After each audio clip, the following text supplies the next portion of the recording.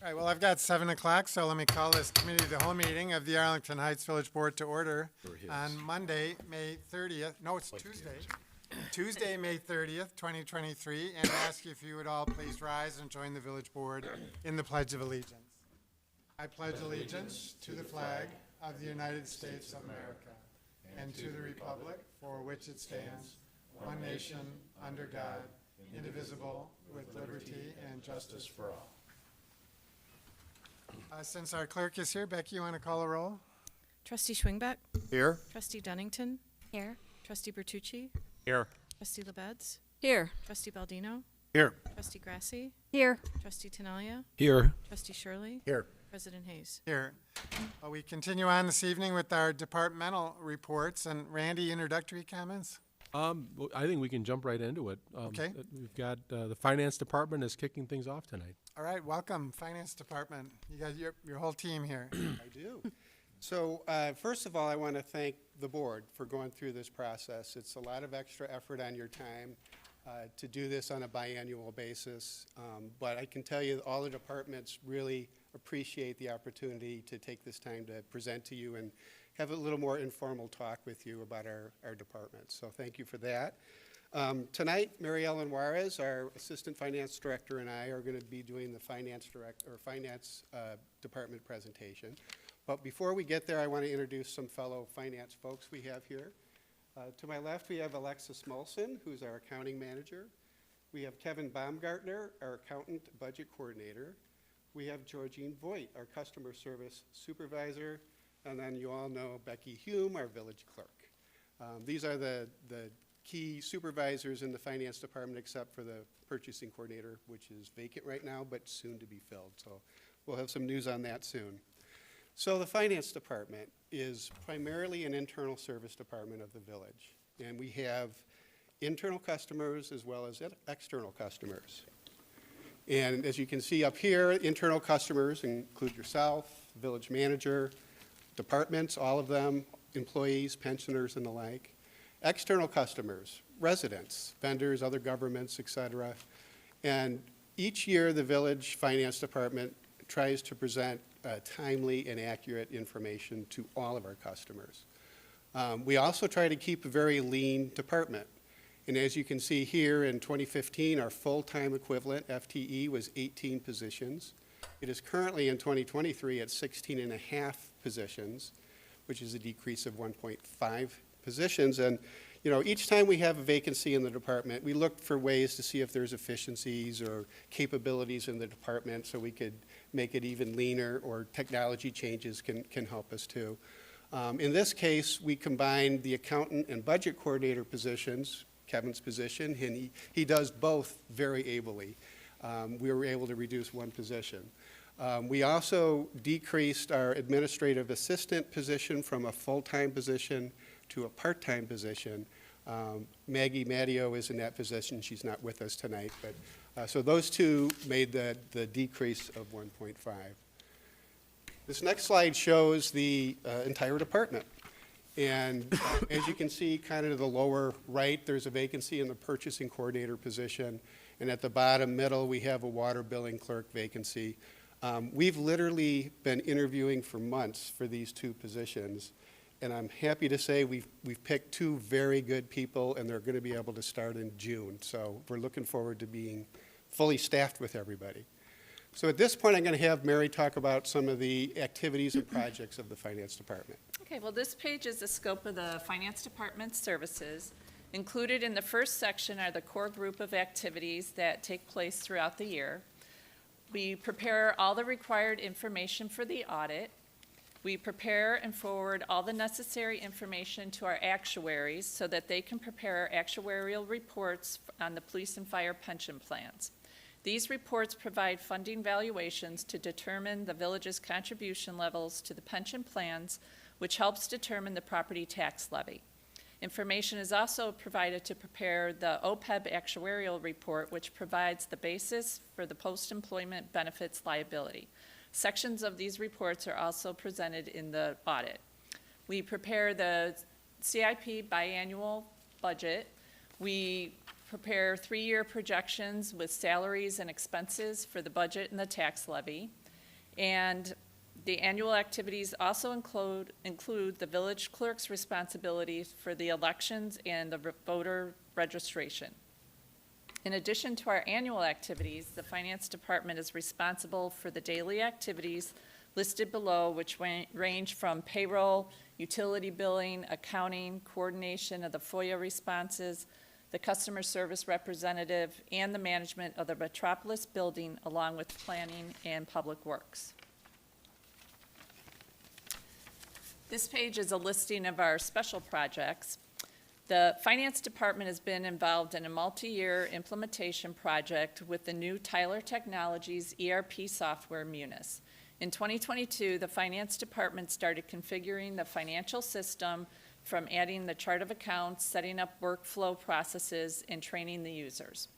In January of 2023, we went live with Munis for our Finance Department processes, which included cashiering, accounts receivable, accounts payable, purchasing, and the general ledger reporting. In 2023, we are planning to go live with payroll in October. We had some past difficulties with the payroll implementation, but we are now on a good road.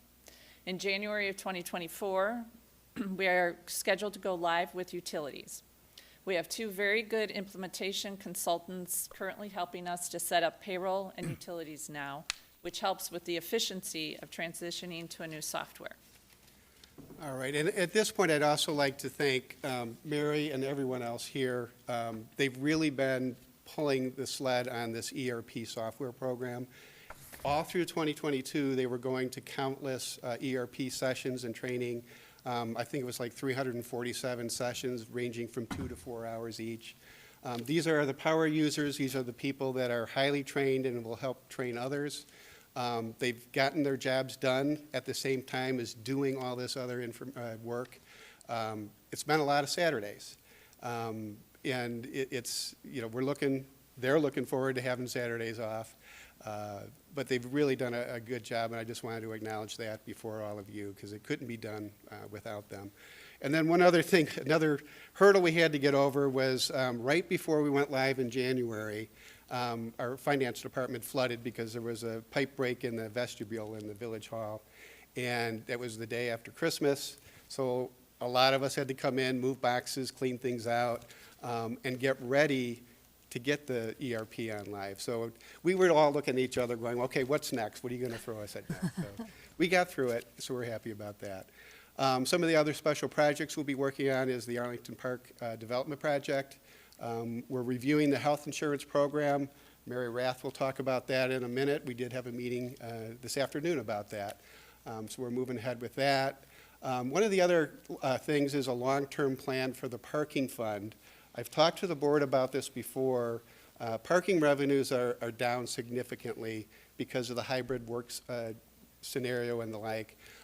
We were down about 50% to our normal pre-pandemic levels. It's gone up a little bit since then, but the Metro Rail currently projects we'll get up to 75% of prior ridership, not until 2025. So what we're working on right now, along with Public Works, is a longer-term sustainable plan for the parking fund. So we have to look at some of the capital projects, decide if we can hold off some of those.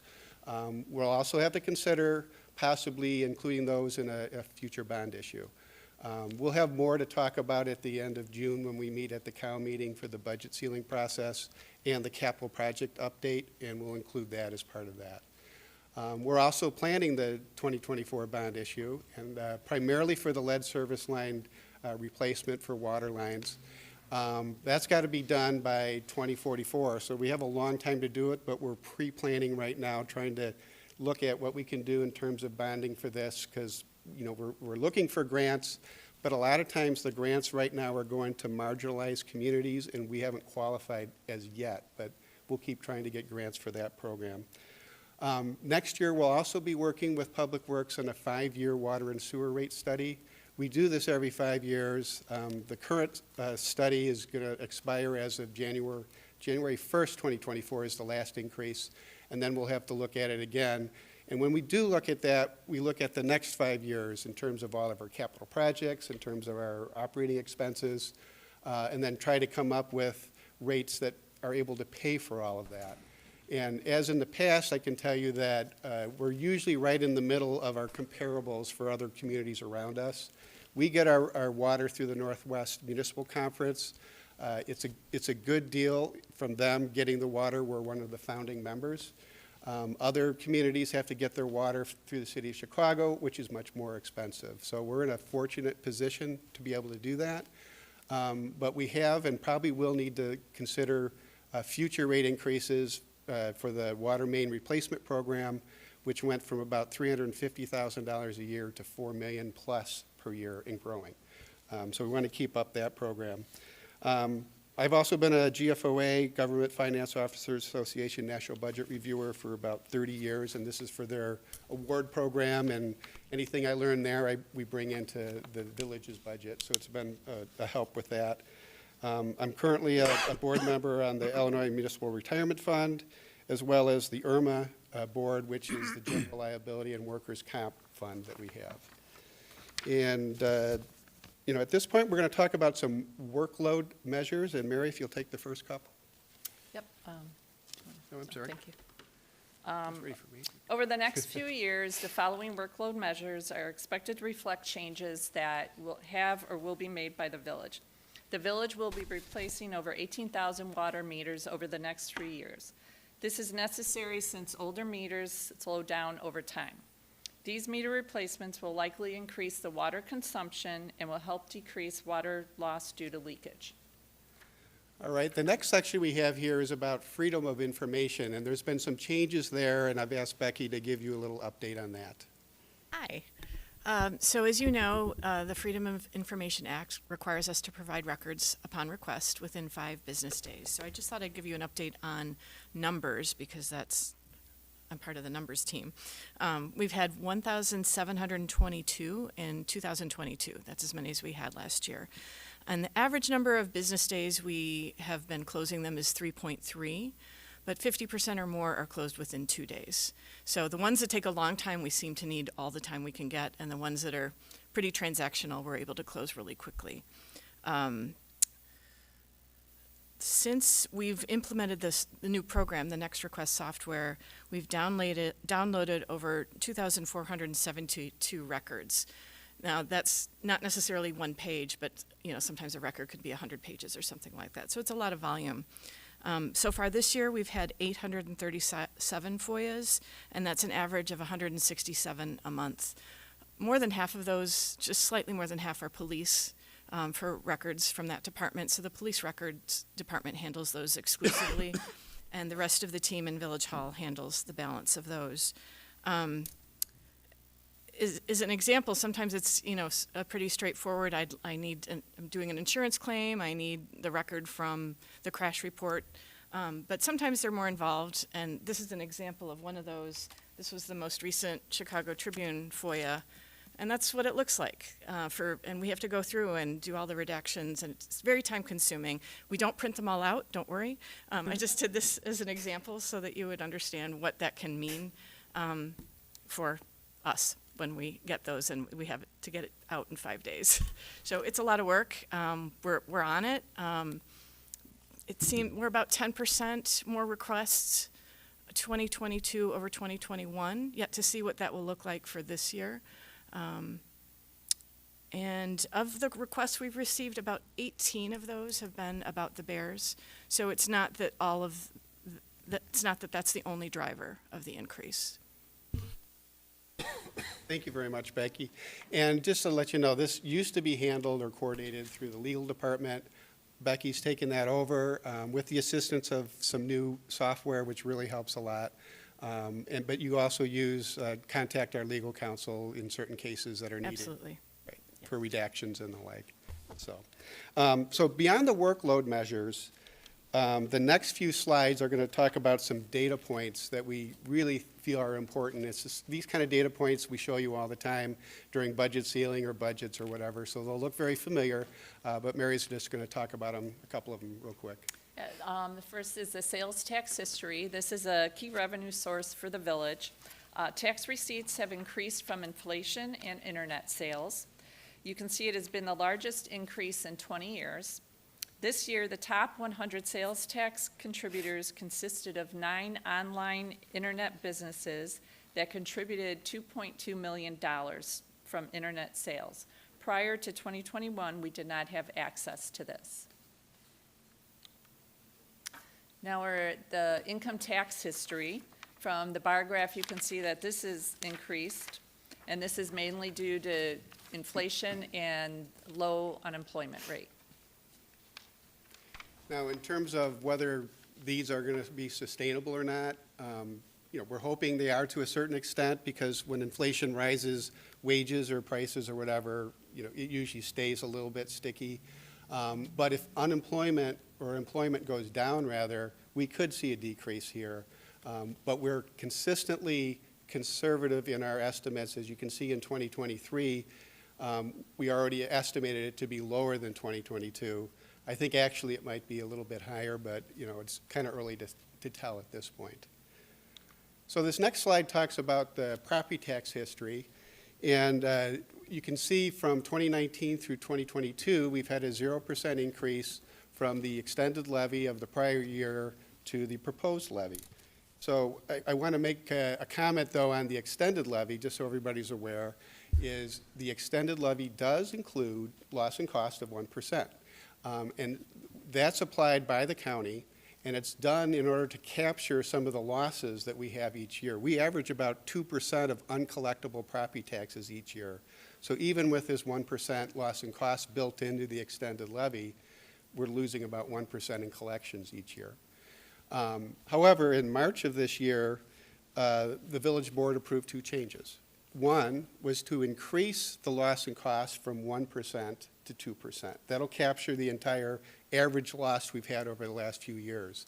In addition to that, in the future, we're not going to include the extended levy in our property tax comparison. We're going to go from the proposed levy of 1 year to the proposed levy of next year.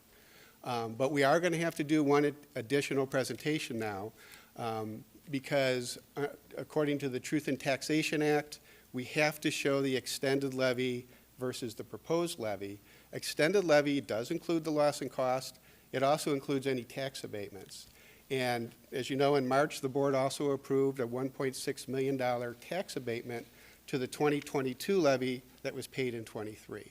So it's going to be a little bit more complex explanation for the 2023 levy, but going forward, I think it's going to engender less questions, perhaps, on property tax comparisons, because we have the comparison, but we also have the requirement for the Tax Act. But I do want to mention a couple things here of why we're able to keep taxes as low as possible. And one of them is the use of our surplus. Over the last couple of years, we have had a general fund surplus, and we've used part of that surplus to pay down a portion of the unfunded liability for the police and fire pension funds. What this does, if you pay that early because of the time value of money, you're going to save a lot more than you pay right now. That helps keep property tax levies down. Another item that we've done is we've had a new debt structure plan where every 5 years we're able to have another debt service levy because of maturing debt and have it at the same levy amount without increasing the debt service tax levy.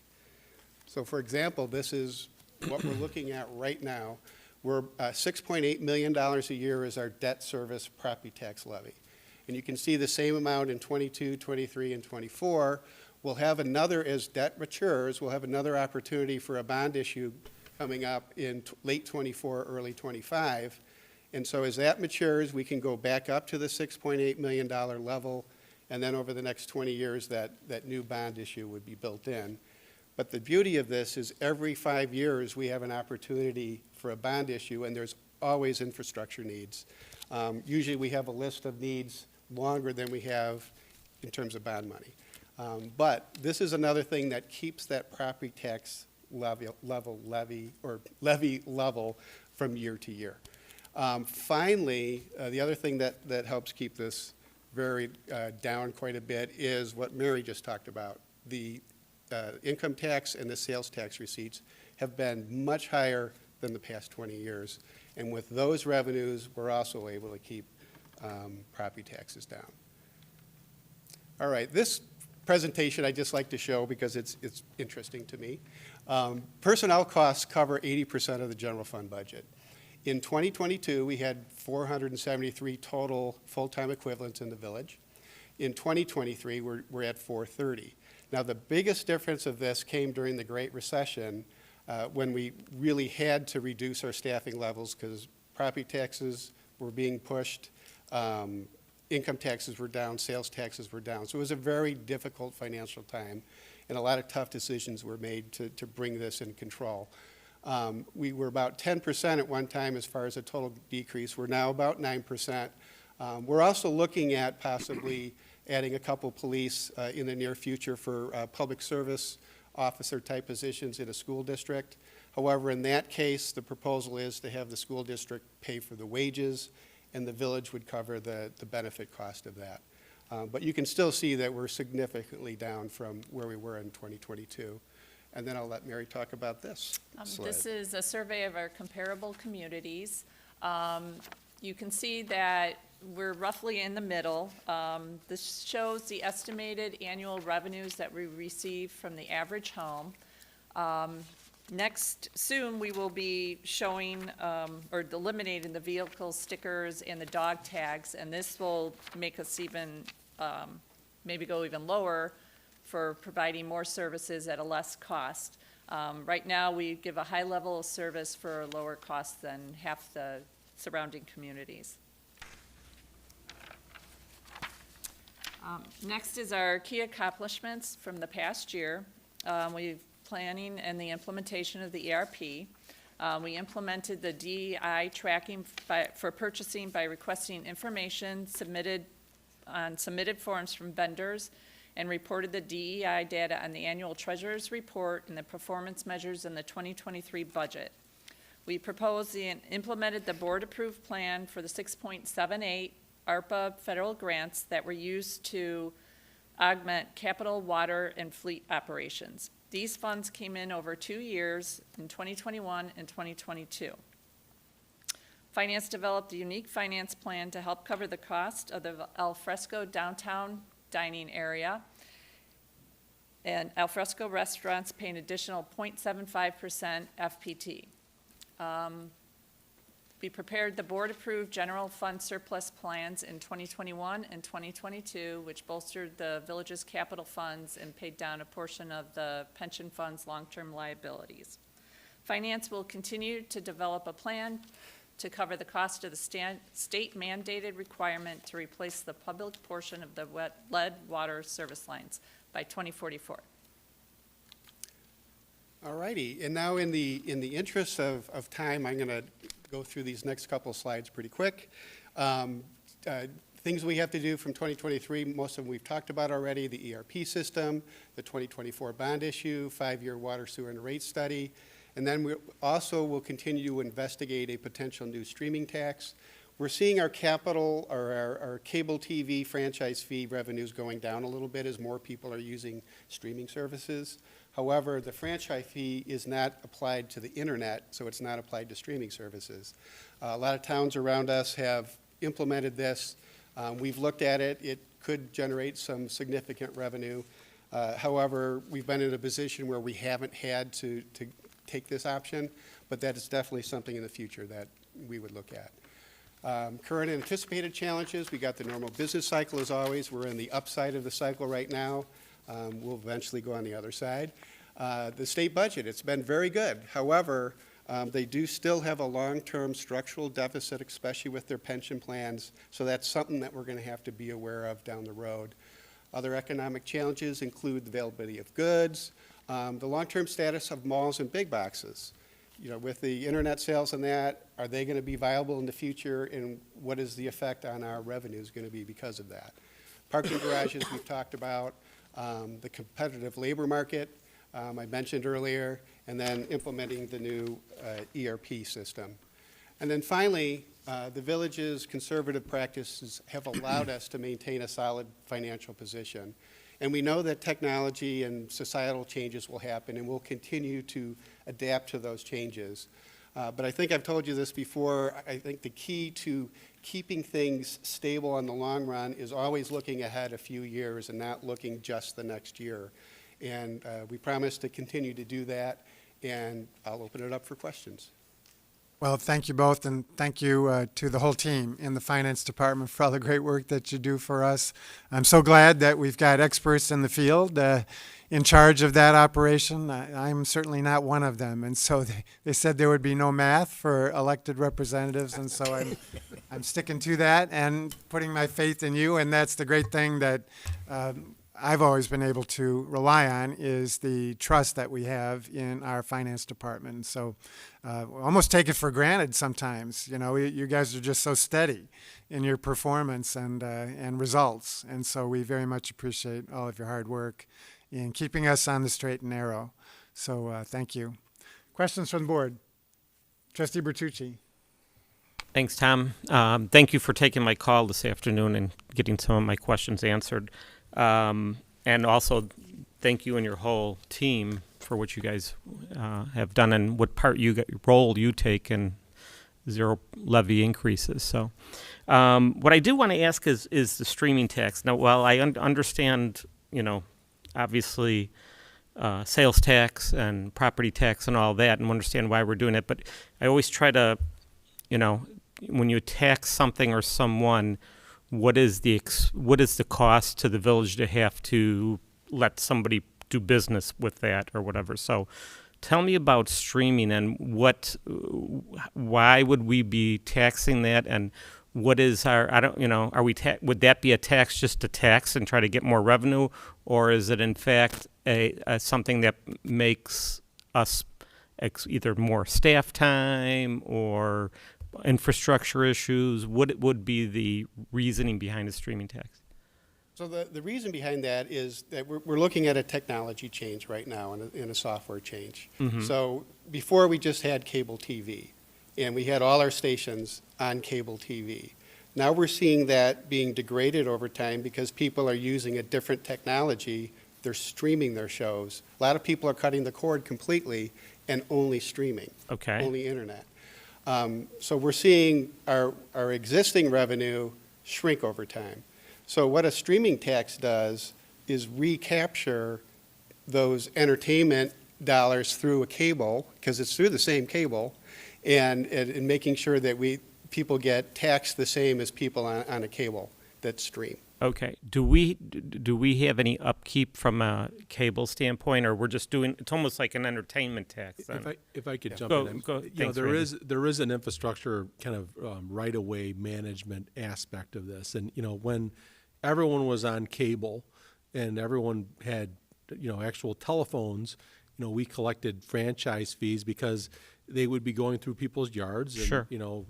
Steve Mulaney, one of Chris's folks, received a certain amount of complaints because some of the utilities are better than others at, working well with our residents, or just, laying cables on people's yards instead of actually burying them and that type of thing. So there is a staff time element to this. There's a data tracking aspect to this.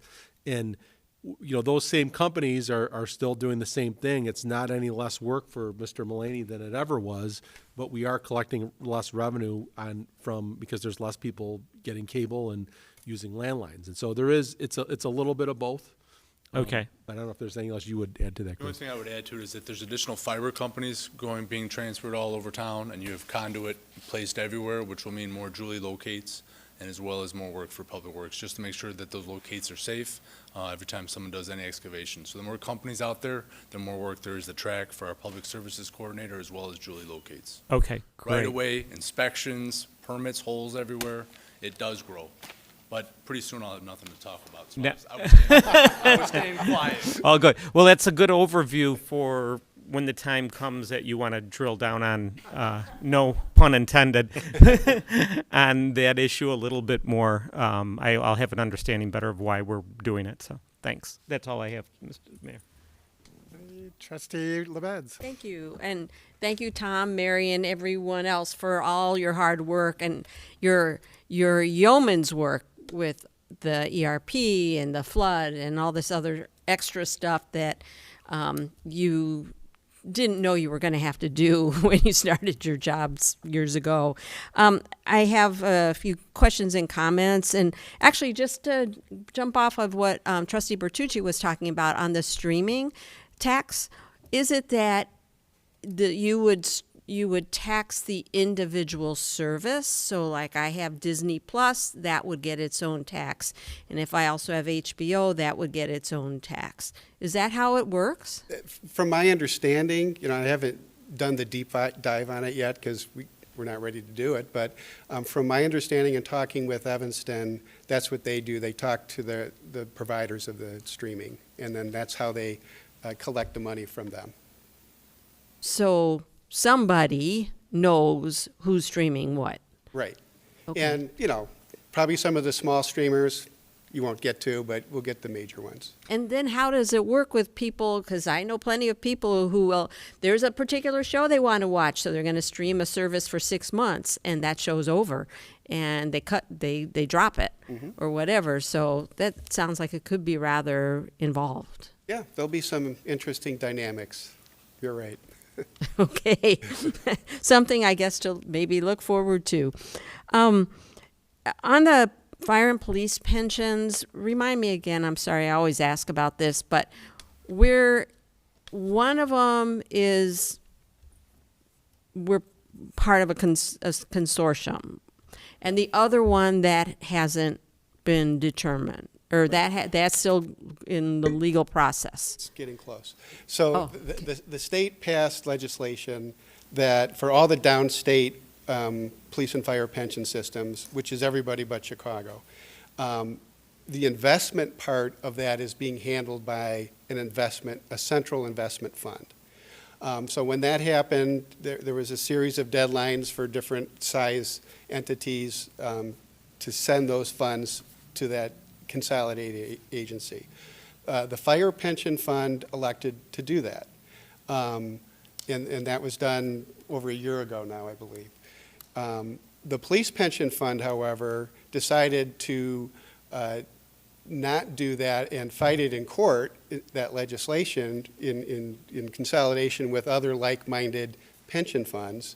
Their argument was that the state could likely not do any better than Arlington Heights was doing, because we have sheer size that enables us to diversify our investments, whereas a very small downstate entity wouldn't.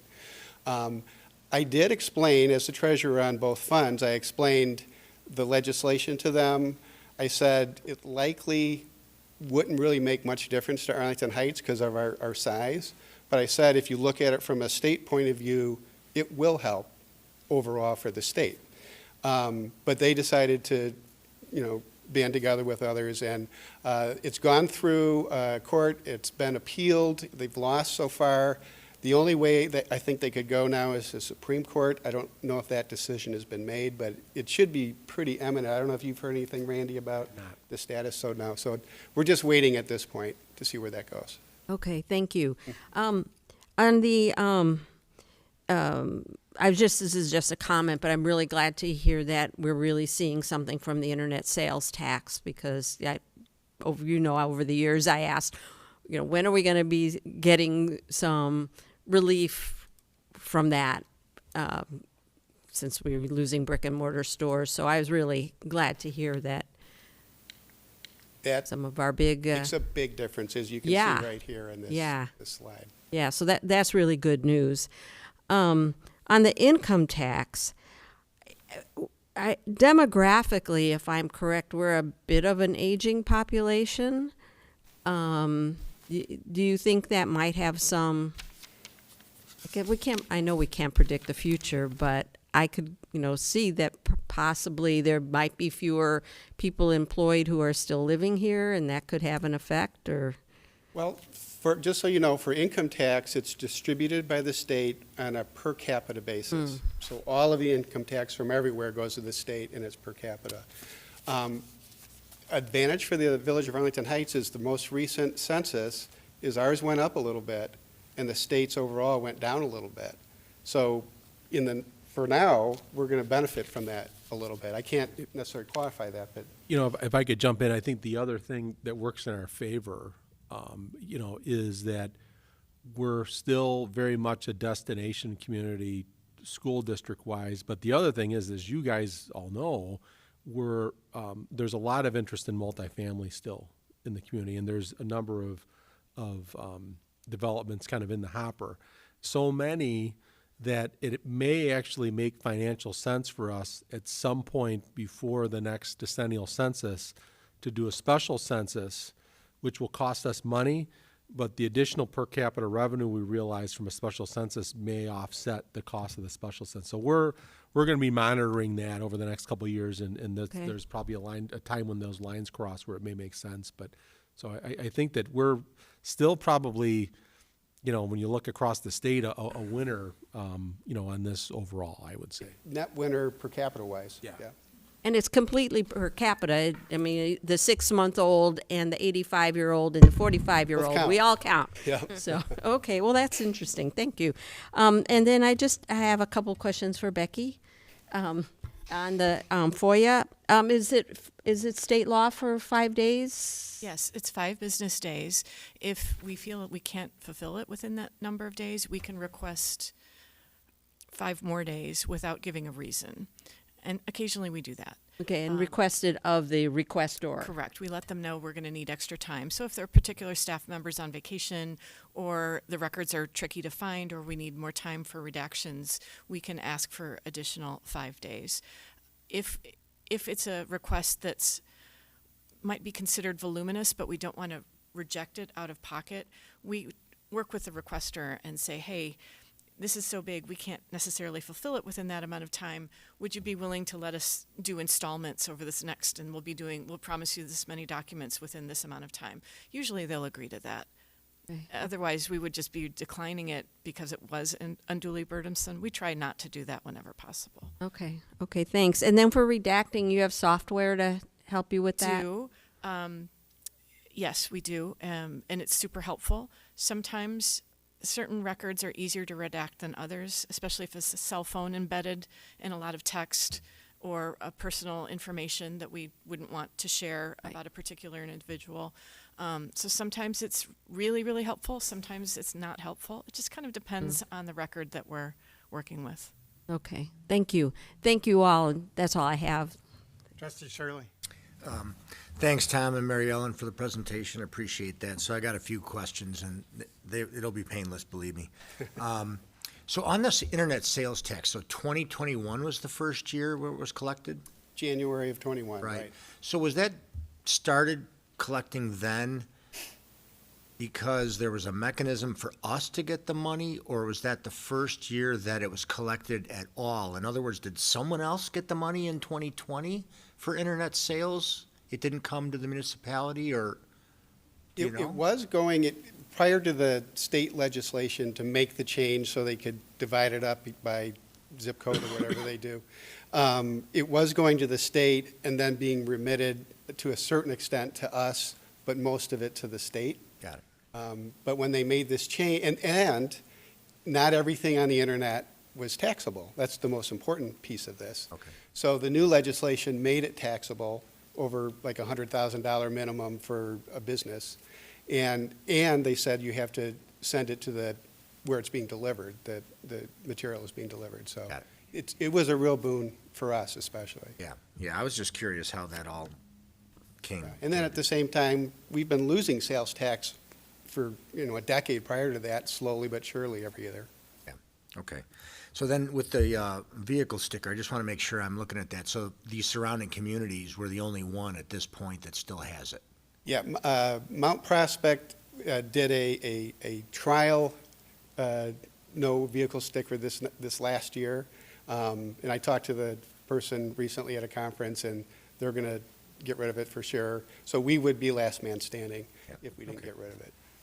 No problem. Okay, so now for the water meter replacements, and this is for anybody, so we're going to start in 23, 24, and 25 will be the 3 years for the replacements? We're starting this year?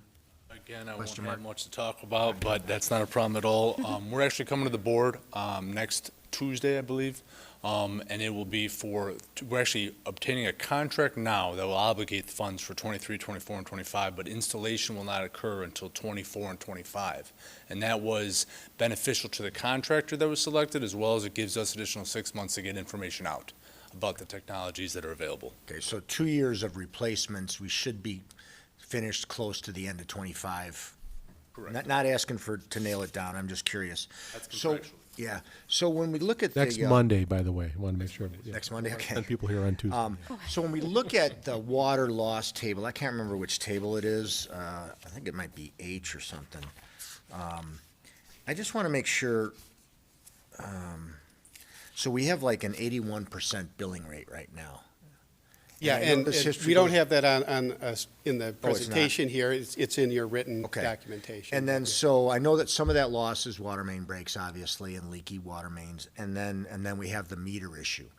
And so when I looked at that table, I don't think you plugged anything in as far as projections for lowering the loss due to the meter replacements. Is that correct? That is absolutely correct, because I'd rather see it happen, I'm and totally it's on board. guaranteed that way. That's Yeah. fine. That's Yeah. fine. I mean, but that's going to be an issue when we talk about the water rate increase next year. Yeah. We'll have to make some decisions there. But when you guys did the, decided to go with this program, whenever it was there like a payback analysis to some degree or anything that was in a report from PW or? For the water meters? Yeah. Yeah. No, we didn't do, was there, or did you? We did one internally, I don't think it was. Yeah, I just remember from the last time we did it, Yeah. a number of years ago, and it was about $1 million, I know, of additional revenue that was generated with the Okay. new meters. Got it. Okay, let's see. I had one other question. Oh, the 9.8 million, between now and 2040 savings for refinancing, it sounds like, is that right on top of page 5? It's in paragraphical, yeah, for the Oh. pensions. I just want to say that makes me happy. Yeah. No, it's an easy one. I'm just saying that, I mean, that's the kind of thing that you guys do so well, is to kind of look ahead and forecast and not juggles, that's not the right word, but you kind of manage that debt and these obligations. And so that's a good story to tell, that by putting some money out on the front end, we're going to reap $9.8 million in savings on the back end, and that's a good thing. Yeah, you were talking about the public pension unfunded liability Yes. pay down. Yes, Yeah, thank you. sorry. Yep.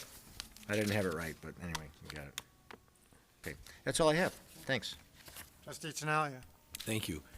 I don't have any questions. I just want to reiterate what I say to you almost every time we do this, you and your staff. I don't know that enough folks out there realize and can appreciate how good you guys are at what you do. And when we have 4 years in a row with 0% increases, it's just not known well enough. It's not advertised enough. I don't know how we can do it, but I think about some people in my own family, relatives, who oftentimes think, you guys are just ripping us off, and you're taxing us for this. And when you're campaigning, for your election, you hear the same things over again. Stop raising my taxes and keep my basement dry. All right, those are a couple of really popular things you hear. And you guys have just done such a great job. Tom, I hope you never retire. When I first sat here the first couple year or so, I didn't know you, and I had no idea how good you are at what you do. But I'm just so thankful, and we all should be thankful for the team that you have and what you do. So, great job. Stay here forever. Trustee Grasse. Thank you. And I'm going to echo a lot of what my colleagues have said, but I just want to start by saying the finance department I kind of see as the heart of so much of what we do in the village, because and nobody sees the work you do, but because of what you do, all the other departments and the rest of our village benefits. So I just really want to thank you for the important work you do for all of us. The conservative and responsible financial practices that you have put in place always.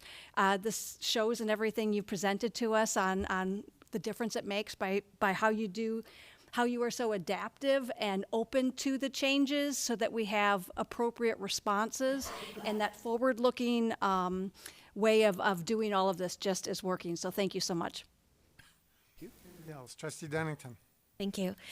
Now that you're collecting the DEI information, the tracking that you're doing, will there be any goal setting around that about if there's metrics that we would want to make sure that we're supporting different groups, or is that just tracking information?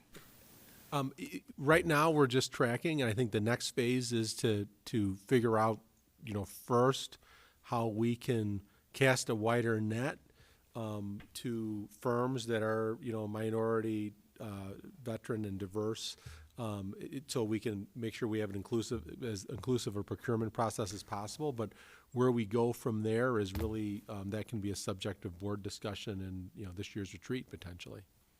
Okay, thank you so much. Trustee Baldino.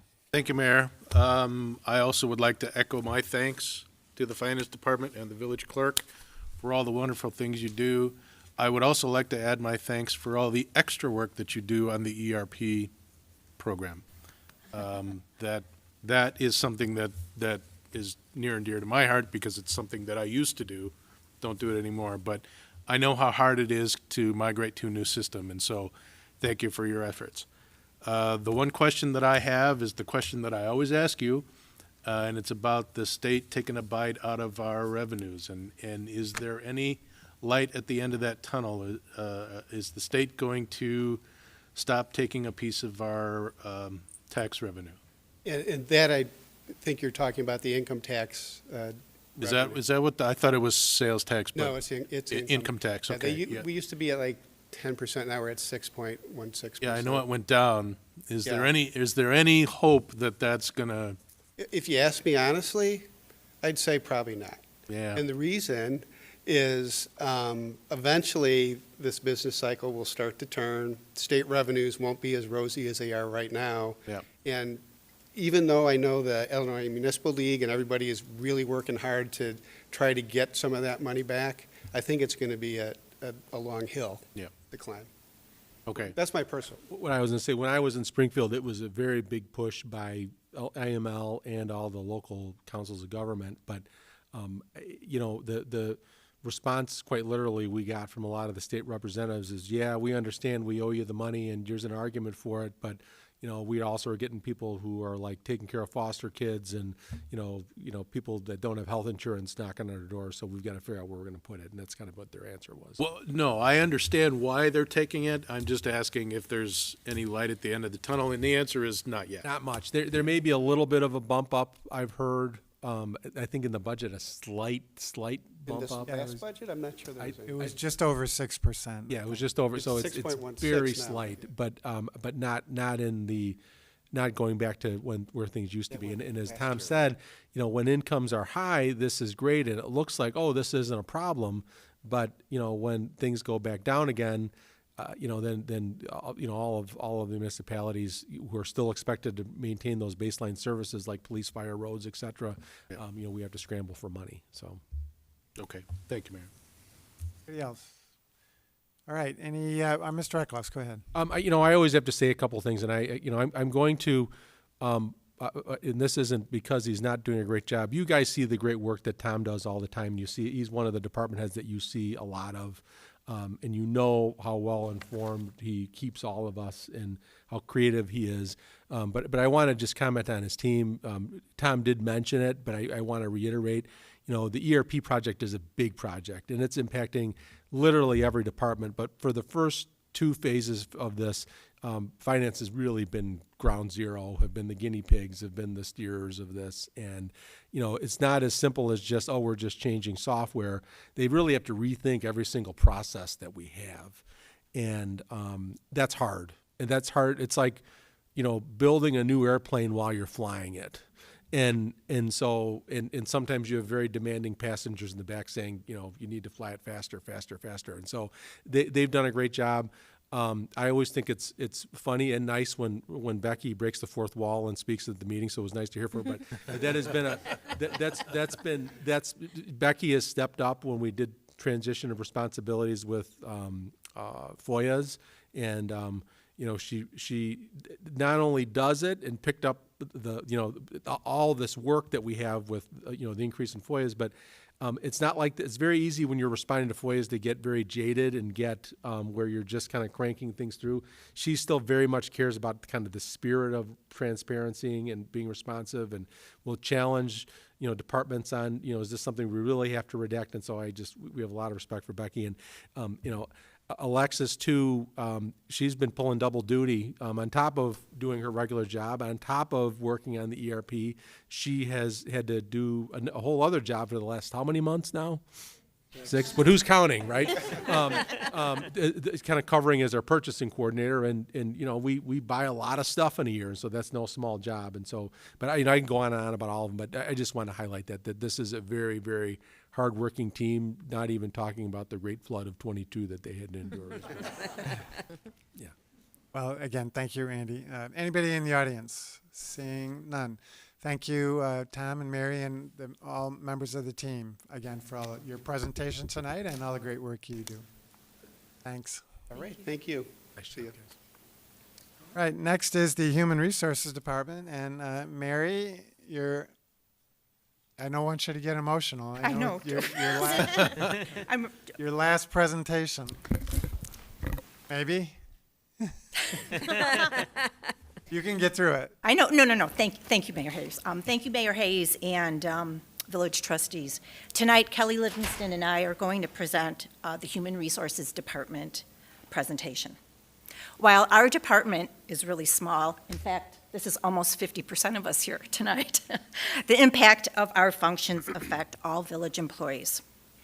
The Human Resources Department is an essential function within the village, providing structure and managing and maintaining village policy and procedures while providing a wide range of assistance and support to all village departments.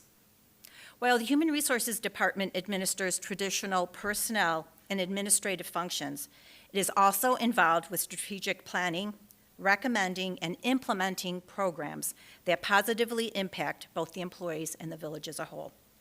The Human Resources Department has become a true function within the village, providing structure as well as maintaining its most important resource, our employees. We are an internal services department, collaborative, and work with all village departments on a daily basis. We are a department of 4 employees. Oh, thank you. I forgot. Thank you, Golly. I can do it from here. Okay, thank you. We are a department of 4 full-time employees, 1 part-time employee, and a temporary intern. We manage the needs of all employees, interns, and administer benefits for the library. The simplest way to think about what HR does is to think about any employment-related issue that individuals may encounter here at the village. This begins when a candidate fills out a job application until the time they leave employment. We typically work in the background, behind the scenes. However, the impact of our department's decisions affects all employees. Not all employees have face-to-face interactions with HR. However, they all interact with the policies and procedures that HR develops and oversees. Recruitment is a major function within the Human Resources Department, and it is the first step in creating a positive and welcoming culture at the village. The chart on the screen right now illustrates all village positions filled for the last 5 years. This includes all new hires as well as promotional positions. You can see the impact the pandemic has had on recruitment by referencing the limited number of positions that were filled in 2020, thereby increasing in both 21 and 2022. During the pandemic and its effects on financial stability, numerous positions remained unfilled until we were able to determine financial stability within the village. With our enhanced recruitment initiatives, we have been able to expand our candidate outreach as well as greatly reducing our processing time for hiring. Additionally, we maintain close contact with all of our candidates throughout the recruitment process. After a 3-year national health emergency, a wave of retirements, and high inflation, The labor force is smaller and tighter than before the pandemic. However, the village continues to attract high-quality candidates for all of our vacancies. To date, in 2023, we have hired 20 full-time positions and 19 temporary positions. And as of today, there are 19 vacancies here. The Human Resources Department has an active role partnering with departments to establish and manage risk management initiatives. Currently, HR is partnering with the fire department to explore and identify the need to offer additional stretching, strength, and safe lifting techniques to assist with the reduction of work-related injuries. Additionally, a voluntary cancer screening scan will be implemented in the fall for all fire bargaining unit members. The overall goal is to reduce the risk of exposure, thereby reducing risks which may lead to injuries. There is a continued concern for the health of those employees hired after 2021 as the retirement qualifiers have changed. To offset this potential risk to the village and to our employees, the HR department will continue to work with fire, police, and public works to schedule annual trainings to target preventative body movement mechanics and target specific injury training with the goal of decreasing risks to our employees at the village.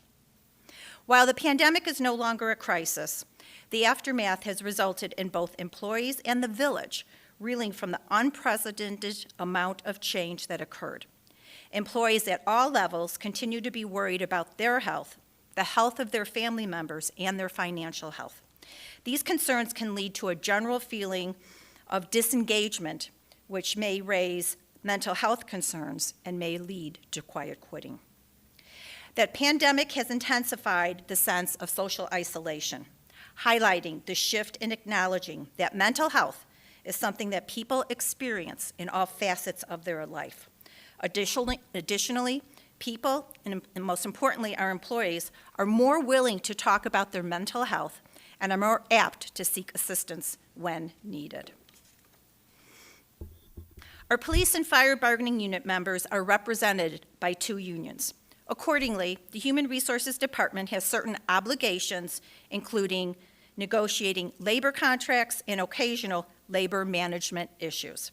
The HR director, along with the assistant village manager, make up the village administration's negotiation team, and we seek to maintain a positive relationship with both of our unions. DEI is no longer optional, but has become an important component of our culture. DEI initiatives have become forefront in attracting and retaining a diverse workforce and creating inclusivity for our staff. In fact, we see diversity, equity, inclusion, and belonging as an arm of HR to creating a safe space for all of our employees. The current slide reflects the village's success with expanding our recruitment pool of candidates and expanded outreach to job candidates.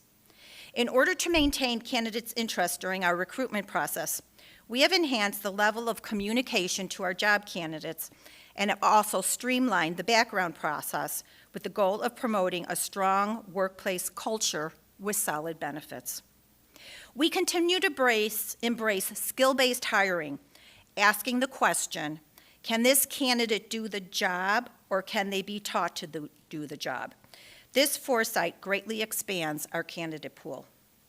We are learning that real DEI transformation occurs when leadership acknowledges, values, and leverages employees' unique experiences and the expertise they bring into our workforce. While being cognizant of the changing expectations of our employees, we continue to focus on employee retention, a critical factor in our success and our ability to serve the public. Given our attrition rates, we are cognizant of the 5 generations in our current workforce with their varying needs and benefit expectations. In 2022, we offered alternative work arrangements to eligible employees as an important tool in both recruitment and talent retention. We have also offered pet insurance as a benefit to our employees, and are continually looking at new benefit offerings for all generations of our staff. As Tom Keeney mentioned earlier tonight, we are currently in conversation regarding our insurance and benefit offerings for plan year 2024. So we're open, we always, every year, we get recommendations from our consultants, our insurance consultants, and we have ongoing discussions with our insurance team. I did want to mention one thing that we are implementing and will be effective July 1 for those employees of ours who are on the village's PPO plan is a program called MD Live. We have found the number of employees utilizing the emergency room have greatly increased, hence our costs go up. So by implementing MD Live, we're hopeful that employees will use that service. And this is the type of service you can call up. It may not be, most likely is not your primary care physician, but if you're traveling, you can call this line, get an appointment, and if meds are necessary, they can prescribe those, and it will interact with your primary physician. So that's something that's coming shortly. The concept of boomerang employees is also growing. Due to the tight job market, the village may want to consider shifting our attitudes, and I'm laughing because as I was writing this, please don't think this is about me. So I just want to be very clear. The concept of boomerang employees is growing. Due to the tight job market, we may want to consider our attitudes towards employees who leave the village. Upon separation, we may want to consider saying to our highly valued employees, if your new position isn't what you think it is, and it isn't working, reach out to us. If we have an opening, we'd love to have you back. So that way we're keeping our door open for those valued employees. The pandemic has provided opportunities to integrate technology, where in the past we have relied on paper. This has greatly enhanced our collaboration with other departments. An ongoing accomplishment for HR, as Tom Keeney spoke about earlier this evening, is the involvement of all HR staff members in the integration of the village's ERP, with 2 staff members assigned as project leads for the Human Capital Management module. This module combines all employee data, benefits, recruitment, performance management, and risk management tracking, as well as payroll. The internal Inclusion, Diversity, Equity, and Access Resource Group continues to be very active here at the village. The village manager and I recently met with this group where they shared their proposed 2023-24 strategic priorities, in which very valuable information was shared and discussed. And with that, Kelly Livingston will talk about our current and anticipated challenges. Good evening. With the anticipated attrition rates at the village, HR is aware of the risk in losing years of specialized institutional knowledge and must remain prepared in planning for the future. HR will continue to promote succession planning and career mapping conversations with employees in all departments, as it is critical to take inventory of each department's individual team and assist with career development conversations for employees to achieve their next role. This will enable a learning culture and bring forth a greater level of employee engagement. A priority of HR is to elevate employees and their skills for a positive village impact. The goal will be to align learning and development programs to village goals, upskill our employees, and create a culture of learning, all to maintain and improve employee retention. It is time we accelerate our employees' skill journey. Proactively building and enhancing our employee skills will help navigate the evolving future of the village. Empowering employees with career development tools and internal mobility options will engage our employees and expand their workforce skills for growth and advancement within their current role and/or achievement of their next position within the village. The HR team recognizes the need to remain forward-thinking with employee learning and development, as a need to create an environment that embraces, encourages, and values our employees. Workplace wellness has also emerged as a top concern among employees in the recent years, as employees realize its significance for employee health and well-being. The 5 key trends surrounding workplace wellness have been mental health and well-being, personalization such as tailored wellness programs to individual needs and preferences, flexible work arrangements for support of work-life balance, technology, and employee engagement such as wellness challenges and team-building exercises. A future initiative for an all-employee survey will assist the HR team with exploring gaps tied to recruitment and retention, training and career development opportunities, and health and well-being support. The results of this survey will help the HR team identify and create new programs and offerings to village employees to promote the essential component of employee engagement. The HR team is in the process of redesigning the new hire onboarding program. This enhanced pre-onboarding and onboarding employee experience will enhance the introduction of a newly hired employee into the role, provide familiarization with their department and team, all with the goal to ensure they feel welcomed into the department and village, with securing their overall excitement to be an employee of the village. The HR team plans to increase awareness of careers within the village. Public sector careers are unique and not often explored. The HR team plans to showcase careers specifically within the village via social media, by attending various career and education summits, and build upon our established partnerships with local high schools and colleges to share the exciting career paths that the village has to offer. This would enhance the overall exposure of village careers, but also the services that are offered by the village. In the future, I would like to actually select an employee or employees in a specific career to highlight their contribution in their position to the village. This would serve as a dual purpose, showcase a position, but also foster employee engagement.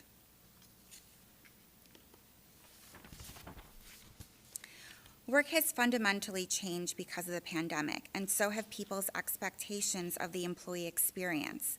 They still want competitive pay, strong benefit packages, and training and development, but that's not all. Employees increasingly expect a holistic vision that encompasses career growth, skill development, inclusion, belonging, trust, a supportive culture, and wellness. As such, HR must remain strategically flexible to adapt to the ever-changing environment and employee expectations. Workplace culture and mental health.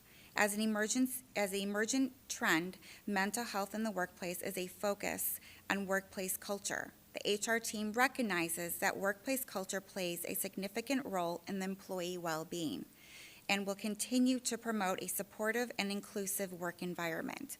Our approach involves promoting mental wellness through a range of initiatives to include the village's employee assistance program. Our current EAP offers employees confidential counseling and support along with webinars covering a range of topics.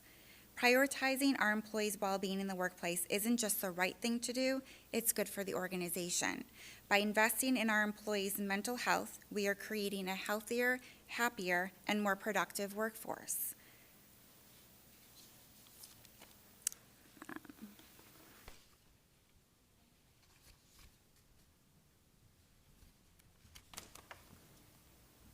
The role of human resources is continually evolving. We have demonstrated that we are capable of extreme flexibility and nimbleness by continuing to adapt to the changes around us. No one does anything alone. Staff here at the Village of Arlington Heights all have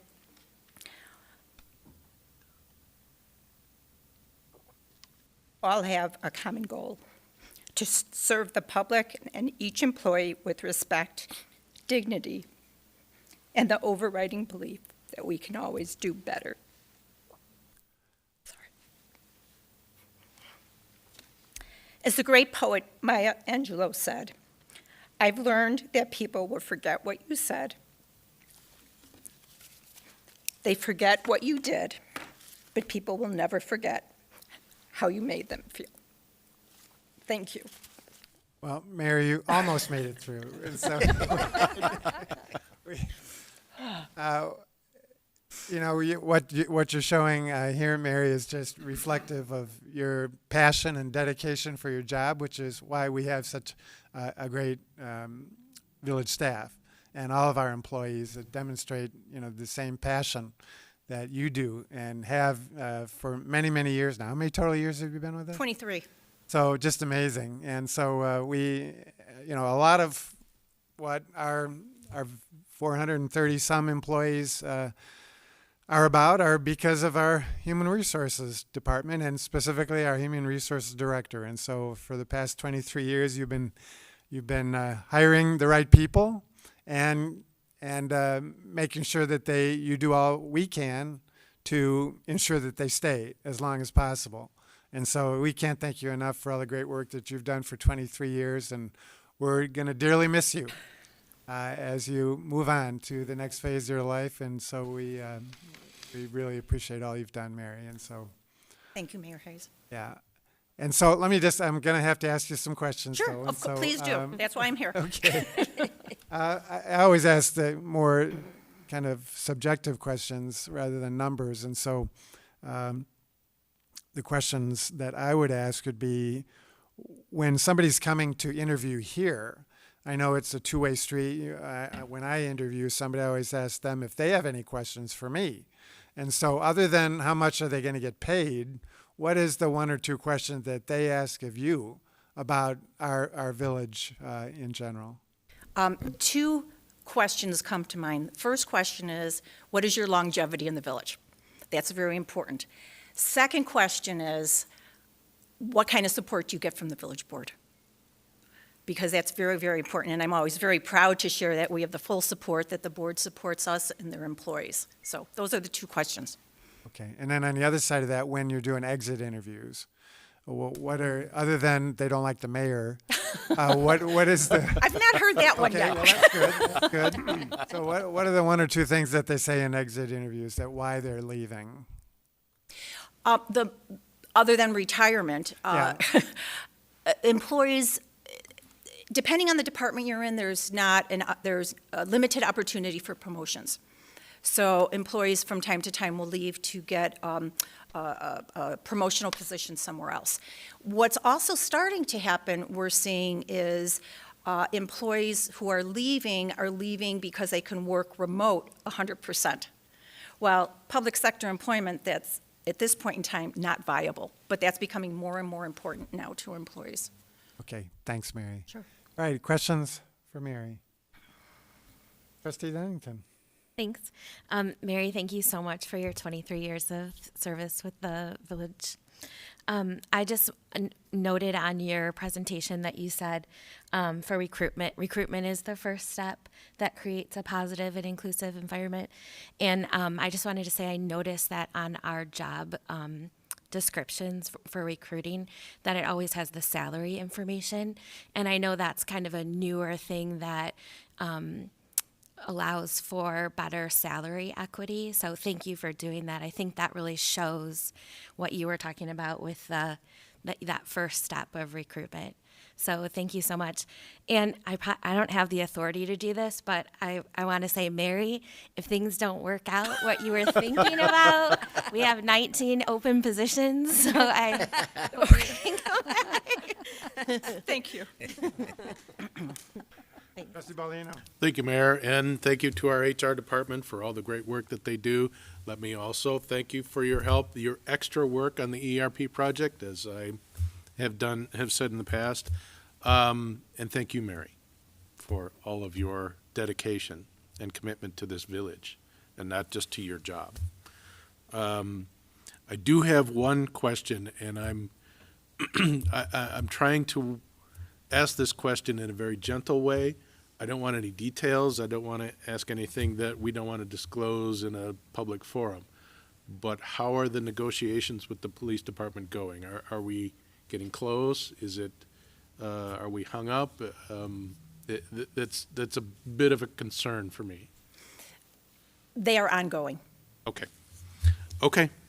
All right, good enough. Thank you, Mayor. Happy to fill you in on a yes, please. On a confidential basis. Please, if we could. Trustee Shirley. Mary, congratulations. It's long overdue, and I wish you the best. A couple questions. Explain quiet quitting to me, because I don't get it. I just don't get it. Right, I understand. So quiet quitting, it's a phenomenon where employees basically, I don't want to say they give up, but they do the bare minimum of what they need to do in order to get by with their job. There's not a lot of incentive. There's no desire for that. They personally don't have a desire to be on a career path. They're just it's day by day doing their job. No more, no less, just what they need to get by. Okay. So in a perfect world, we'd pick that up in performance evaluations. And, you know, I realize that those things are not black and white. It's very subjective. But we don't think quiet quitting's okay. Oh, right? Okay. No. So we would try to absolutely pick not. that up and try to either motivate them or show them the door or something Well, along those lines, right? It's more than performance evaluations, that's a portion of it, but it's also having open communication with your employees. Employees now want to be part of what's happening. Yeah. So Okay. that communication is very, very important. Got it. And then on your chart with regards to hiring since the beginning of 19, I think it was, where we have some demographic breakdown of, I guess, ethnicity. So the one that stands out to me that are we trying to match our community? Or are we trying to match Cook County? Are we trying to match the state? Are we trying to match the federal? Like, do we have a target demographic that we're going after as a goal? And I guess, Randy, this is much a question for you. And maybe it's been discussed at strategic planning sessions, I don't know, but I'm just curious, like, what are we after as far as the demographic breakdown of our staff relative to the demographic breakdown of our community? You want me to take that one, Mary? Or? Sure. So, broadly speaking, we want we think that that the demographics of our organization should generally reflect the community that it serves. Okay. You know, and I just want to make something real clear. We don't have quotas. We still are hiring the best candidate for any position that comes through. We haven't reduced our standards.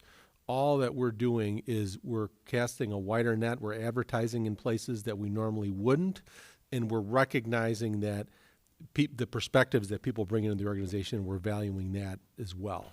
But that's what we're trying to do, is broadly have it reflect the community.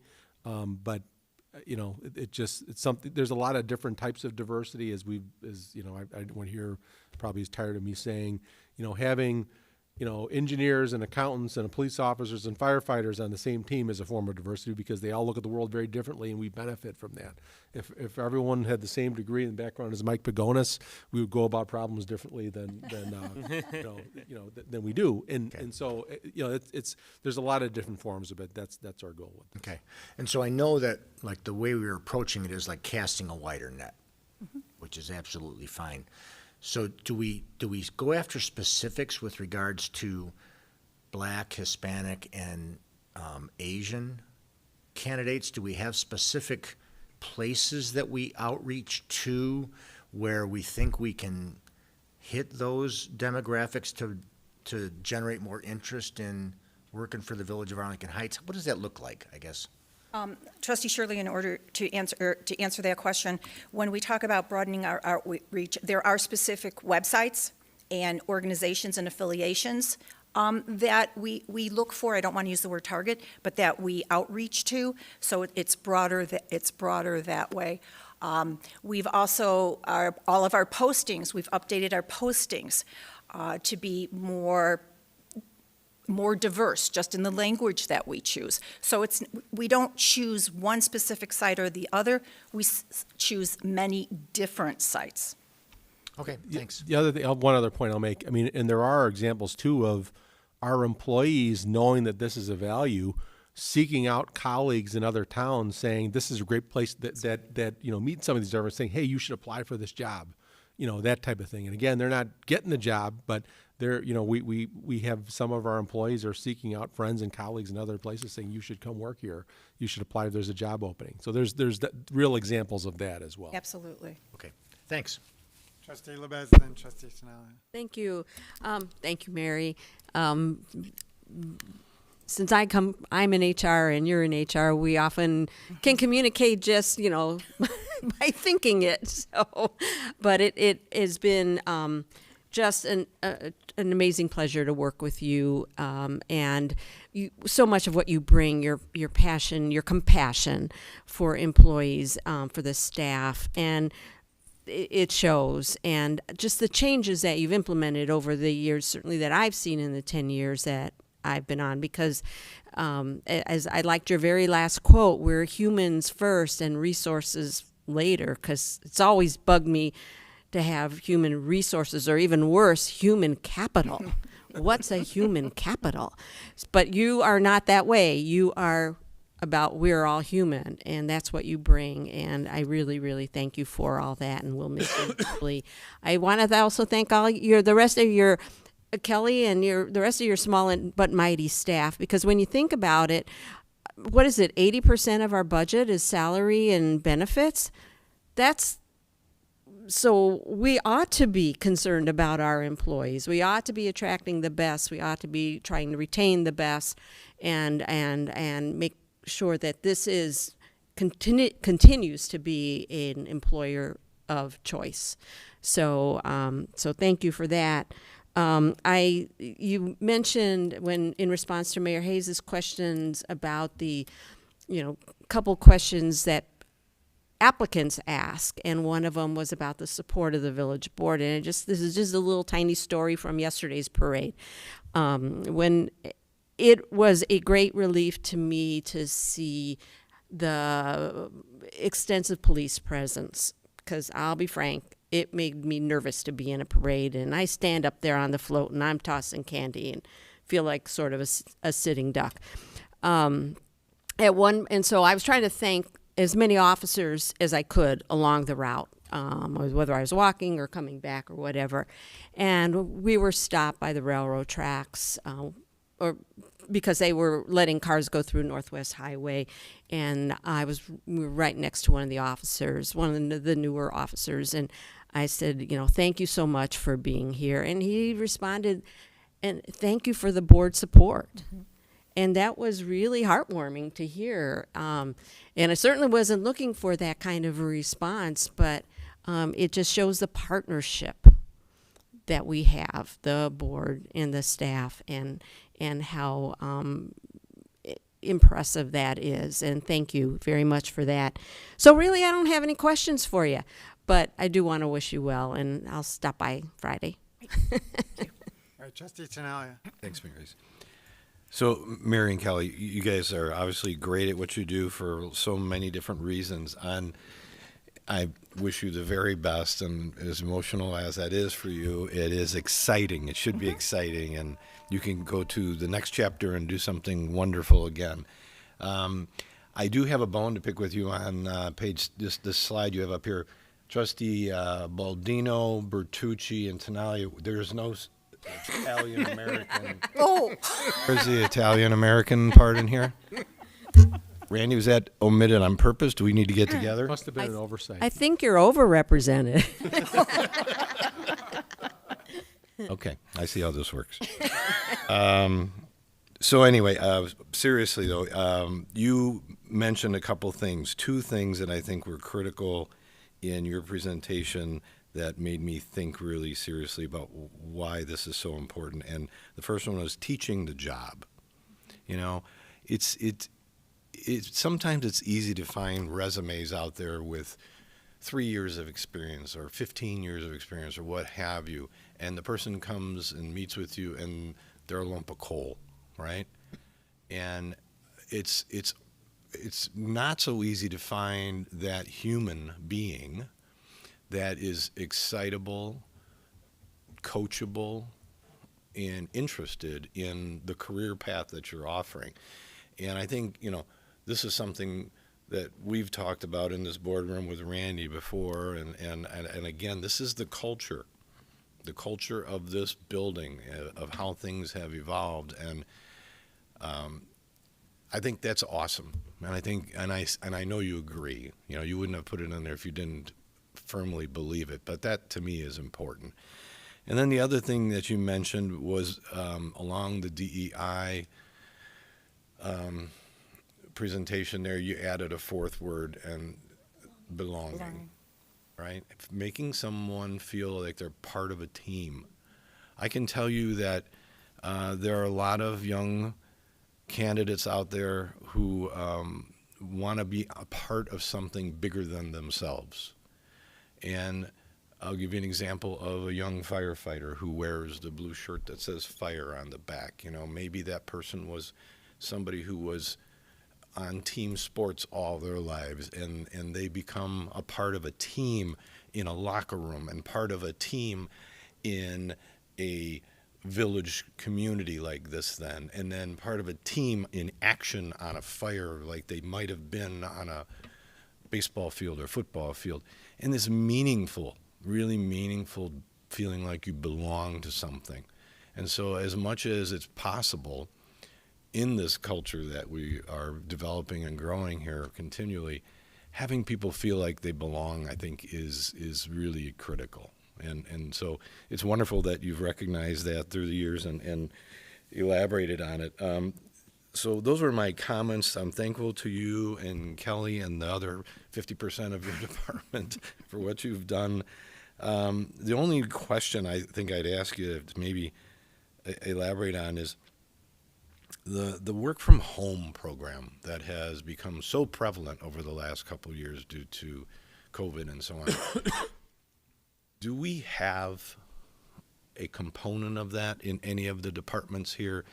And I remember Chris and I talking about this, you know, the candidates that are coming in, they just almost expect to be working just 3 days in the office and 2 days at home. And how do you do that when you're working for Public Works? I mean, that's impossible, right? What's your take? What's your understanding of that now? Is village-wide here in the 430 something employees? What's the percentage? What's a component? Well, I can share that the village does have alternative work arrangements. We do have an alternative work arrangement program, and certain eligible exempt employees, with the approval of their department director and depending on the work that they do, can work remote 1 day a week. We do have that for exempt employees. Other employees, should they choose to do it, can alter their work hours by an hour, come in earlier 1 hour, come in later 1 hour, and work an hour later in the day or leave earlier. But that has to be, there are certain restrictions with that. So we are slowly moving forward, but again, a lot of it depends on the position, and it can't be a blanket decision for all village employees. So there's a component of Yes. it out there. And I'm not advocating this. Don't misunderstand what my line of questioning on this, because I can tell you that I've run into in business, in my business world, working with other corporations and things, when that goes too far down a road, there's no collaboration. It's impossible to get certain things done when you can't leave your desk chair and walk down the hall, communicate with somebody else in their office, or get together at a table in a lunchroom, whatever, because you're waiting for someone to respond from an email from Denver or, someplace in Arizona. That's a difficult world to live in, I think. So I'm anxious for the day that kind of disappears and people go back to work where people work with each other as opposed to away from each other. But I'm old-fashioned that way, and I'm probably outnumbered. And when you think of Gen Z and so forth, they probably think I'm out of my mind for saying something like that. So, I hope we handle it. I hope we can get through it and get better at it and everything. But again, appreciate everything that you guys have done, and best of luck to you. Thank you. Trustee Grasse? Thank you. I have a few comments and then a question. First, that Maya Angelou quote is one of my favorites, and I just really want to repeat what we've said here on the board, but we thank you so much for everything you have done, and you have made so many people feel in such a way that you will not be forgotten. So thank you so much for all that you've done that will have lasting effects. A couple questions, and Trustee Tinaglia mentioned what I wanted to talk about, the belonging. You know, I said before that the finance department was like the heart of who we are, but human services is the essence of what it is to be human, what we humans need in our lives. We need, we spend, so the employees here are spending 50% of their waking lives, spilling my water, waking lives here with others and doing work for the bigger village. But we need to belong and feel that we have a place to belong. We humans need to have a sense of purpose, and we provide that. And that whole idea and struggle with the flexibility with work-life balance and having what we need to be able to do our jobs well and find meaning and purpose and pride, and that gets passed on to the rest of the village and what we do. So what you do is the essence of what we humans need, and I thank you for that. I really appreciated some of the words that were such a part of your presentation, the belonging, the well-being, the empowering, as Trustee Tinaglia was talking about, the not just about what people are able to do, but are they able to be taught what to do, and that important need in our changing world matters so much. So I just really appreciate how your department is embracing all that we need to do to really take care of we humans so that we will want to continue to work here and continue to serve the public in the important ways that our government employees do. The question I had that I was really interested in is I'd love to hear a little more about this possible project that highlights employees on social media. I think Kelly talked about that. Yeah, I don't know if it's something you're thinking about or if you're going to start. I love that idea of just putting faces, and tell me more about that. Absolutely. I think because not a lot of people know about the exciting careers that we have to offer. So we were kind of, brainstorming some creative ways to kind of reach out and kind of community outreach, and maybe even just highlight, like I said, a position, and then move it further when our employees are comfortable with it, select a career and select the employee or employees that are in there to kind of highlight, what value they bring to our organization.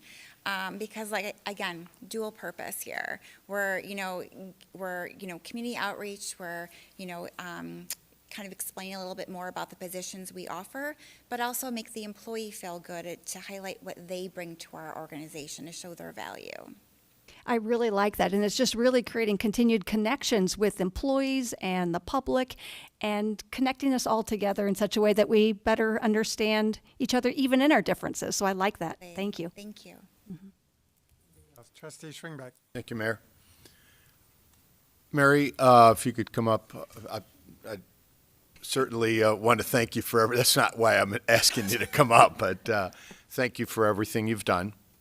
And I hope you have a real happy retirement and you have a lot of fun things planned. So, but I did have a question for you and also a comment. Over the last 4+ years that I've been on the board, we've talked a lot about casting that net further. And I know we've talked about the individual department heads and directors doing that as well. But looking back at the companies that I've worked for in manufacturing, where I look at the village as being similar to that. We have very positions that are very technical, very skill based.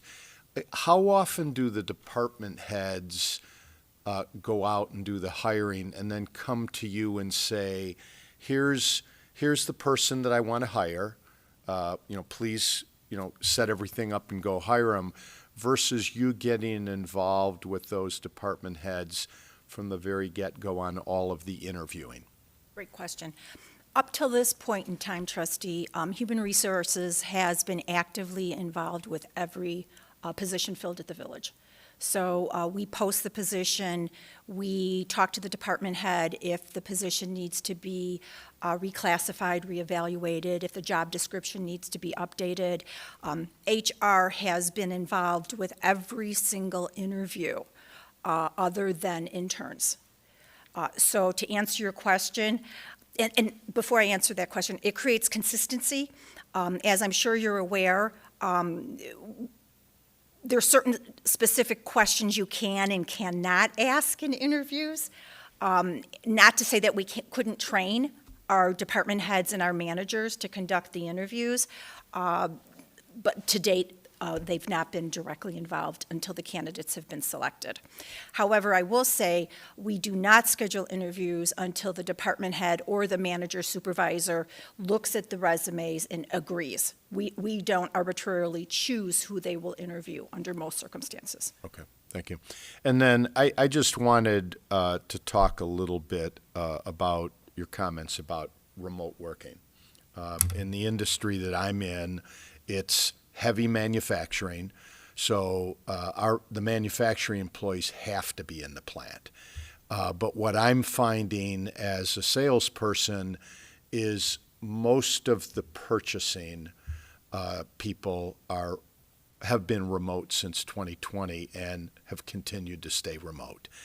And I would say a couple of things. One, when I'm talking to them, I know they're not in the office. I hear doorbells ringing. And when you develop rapport with people, they're very open with you. So you'll hear things like, hang on a second, I got to go down and answer the door. Sorry I didn't get back to you quick enough, I was out cutting the grass. Today I could hear dogs barking. I was talking to a buyer and they had to put me on hold and they came back and said, I'm so sorry, the house is chaotic today. So I don't see people being as productive at home. But the other thing that I really see in talking to my kids, they're kind of what Trustee Tinaglia said, they're losing all that camaraderie in the office, the relationships that they're building with coworkers. Whether or not we do it as a village, but I was talking to the chief the other day, there's golf that they get involved in, and that builds camaraderie. So although I think people really want to work at home, I think we have to be careful that it stays very productive, because when people are out of the office, it's a natural tendency to do personal things. So that would be my comment there. So thanks. Appreciate it. Trustee Bertucci. I'm just real quick. I just want to say ditto, Marianne, for the thanks for all your years of service and everything you've done for the village of Arlington Heights. So I have no questions, Mayor. Trustee LaBedz. Sorry, I just have to, with the discussion about remote work and so on, as someone who works in a very large organization and works with people in various parts of the country and who has been primarily remote since 2020, it's actually, if you got the right jobs and you have the right expectations, it works. It works. And I don't find people who are going out to, mow the lawn in the middle of the day. And I mean, they're there, and that's what their expectations are. That's what their supervisors, not the mowing lawn is not their expectation, but that they are at work and that they are doing what they're supposed to do, that they're reachable. Products like Microsoft Teams, it's not like being in the same room, but it's pretty close. And I find it very easy to collaborate, at least with the type of work that I do. And again, it's all got to be very job specific. You can't work from home if you're going out to fix a water main or something like that. But it is an expectation of many applicants. And we've had trouble filling jobs because we haven't allowed people to work remotely for some things. So it's a big, big thing, and there's no one right or wrong answer to the whole issue of remote work and not remote work. And sometimes I'll say when I'm in the office, I get a lot less done because I see people that I don't normally see face to face. So, I just had to throw my 2 cents in. Mr. Ecklouse. I wasn't raising my hand, I was just coughing. I think we're done on the board. Okay, so yeah. So a couple of general comments, and then I have to do my best to see if I can try to get Mary to cry as well. But, you know, Again? one of the things I'll say is, I mean, just a quick analogy is, you know, or story. When Lance Harris came here, you know, what I do with department heads is after 90 days, we sit down and they go through kind of all their observations, things that are going well, things they think we need to improve. And the very first thing that he said, and Lance has worked for a couple of different municipalities, is he said, "Oh my gosh, I have never felt as supported by an HR department as I felt here." He goes, "Whatever you guys are doing, I've never seen it like that." And again, he's a guy who's worked for a number of communities, and we've heard that from other people as well. They really do, Kelly, Mary, everybody there, they really do think deeply about what we need as an organization and who we are. And, you know, Mary, you know, she, aside from being someone that is one of my go-to people I'm going to vent to, and she accepts it very graciously, and someone that, you know, is relied upon by a lot of people.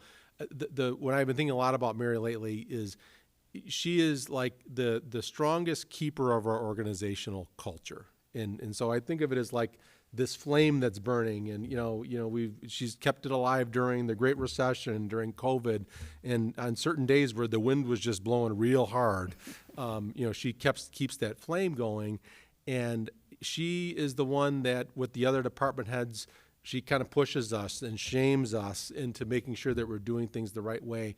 She cares very much. Whenever an employee does really well at something, there is no one more visibly proud than Mary in this organization. She's as proud as the employee who did something well. And if anyone lets us down, there's no one more visibly disappointed and hurt than Mary. And so it's going to be a big loss for us, with Mary leaving, and we wish her the best. I have to say, and this is a very Mary thing, I think this is the third or fourth retirement date you've given me over the last year, because she kept saying, "Well, I'll stay another couple of months. Well, I'll stay another couple," because that's Mary, because she just could not, she couldn't, bring herself to leave this place, and we are scheming to find ways, to your point, Wendy, to get her to come back in some form or fashion, even if just for lunch, to pick her brain and get her perspective, because she just has such a presence in this place, and she's going to be very much missed. Although we really have a great team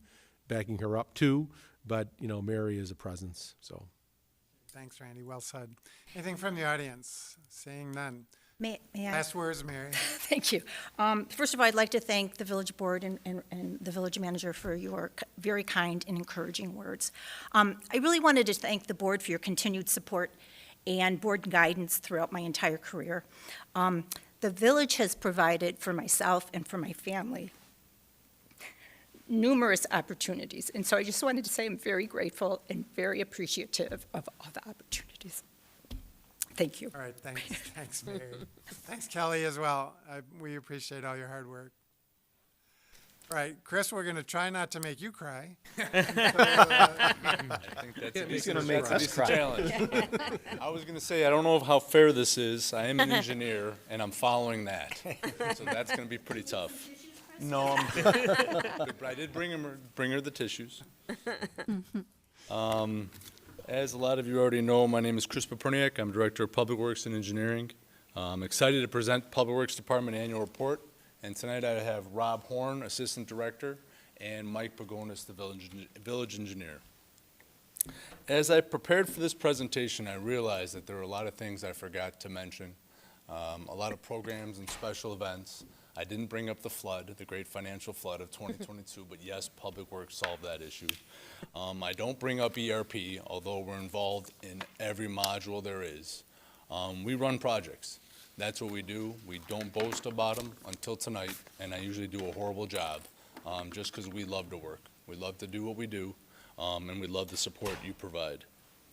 Tonight I'm going to do my best to provide a little insight into the department, share our work and some successes, and provide a little guidance into what we see coming into the future, and are careful not to touch that third rail.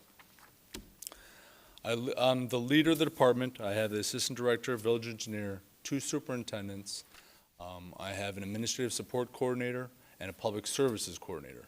I have a paragraph I was going to talk about Steve, but Manager Recklouse has already talked about that. It makes us unique. He's an advocate for residents to talk about the cable in their line, to talk about ComEd, Nicolle. I'll come to the board with a memo soon about, Nicolle told us just 2 weeks ago, they're gonna have 15,000 feet of 2-inch line installed this year still. So we're running and scrambling, looking at all of our road projects, making sure how is it gonna impact us. And that was just a rough morning. So it's a great position to have. It's unique to our public works culture in Arlington Heights. Public Works is the 3rd largest department within the village, but we have one unique difference. We're at one single shift. That provides some challenges I'll talk about a little later. It also provides excellent adaptability and power that we put into use every single day. The responsibilities of the department include the design, maintenance, repair, and inspection of the village infrastructure, our properties, buildings, equipment, and vehicles.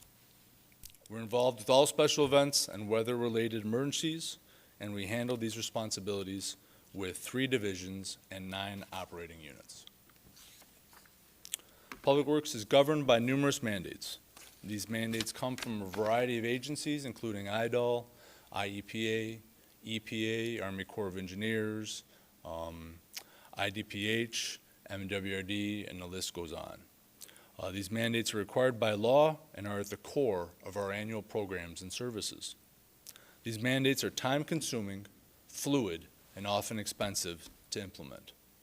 The most recent unfunded mandate has led to our lead service line replacement program, which is included in our capital plan.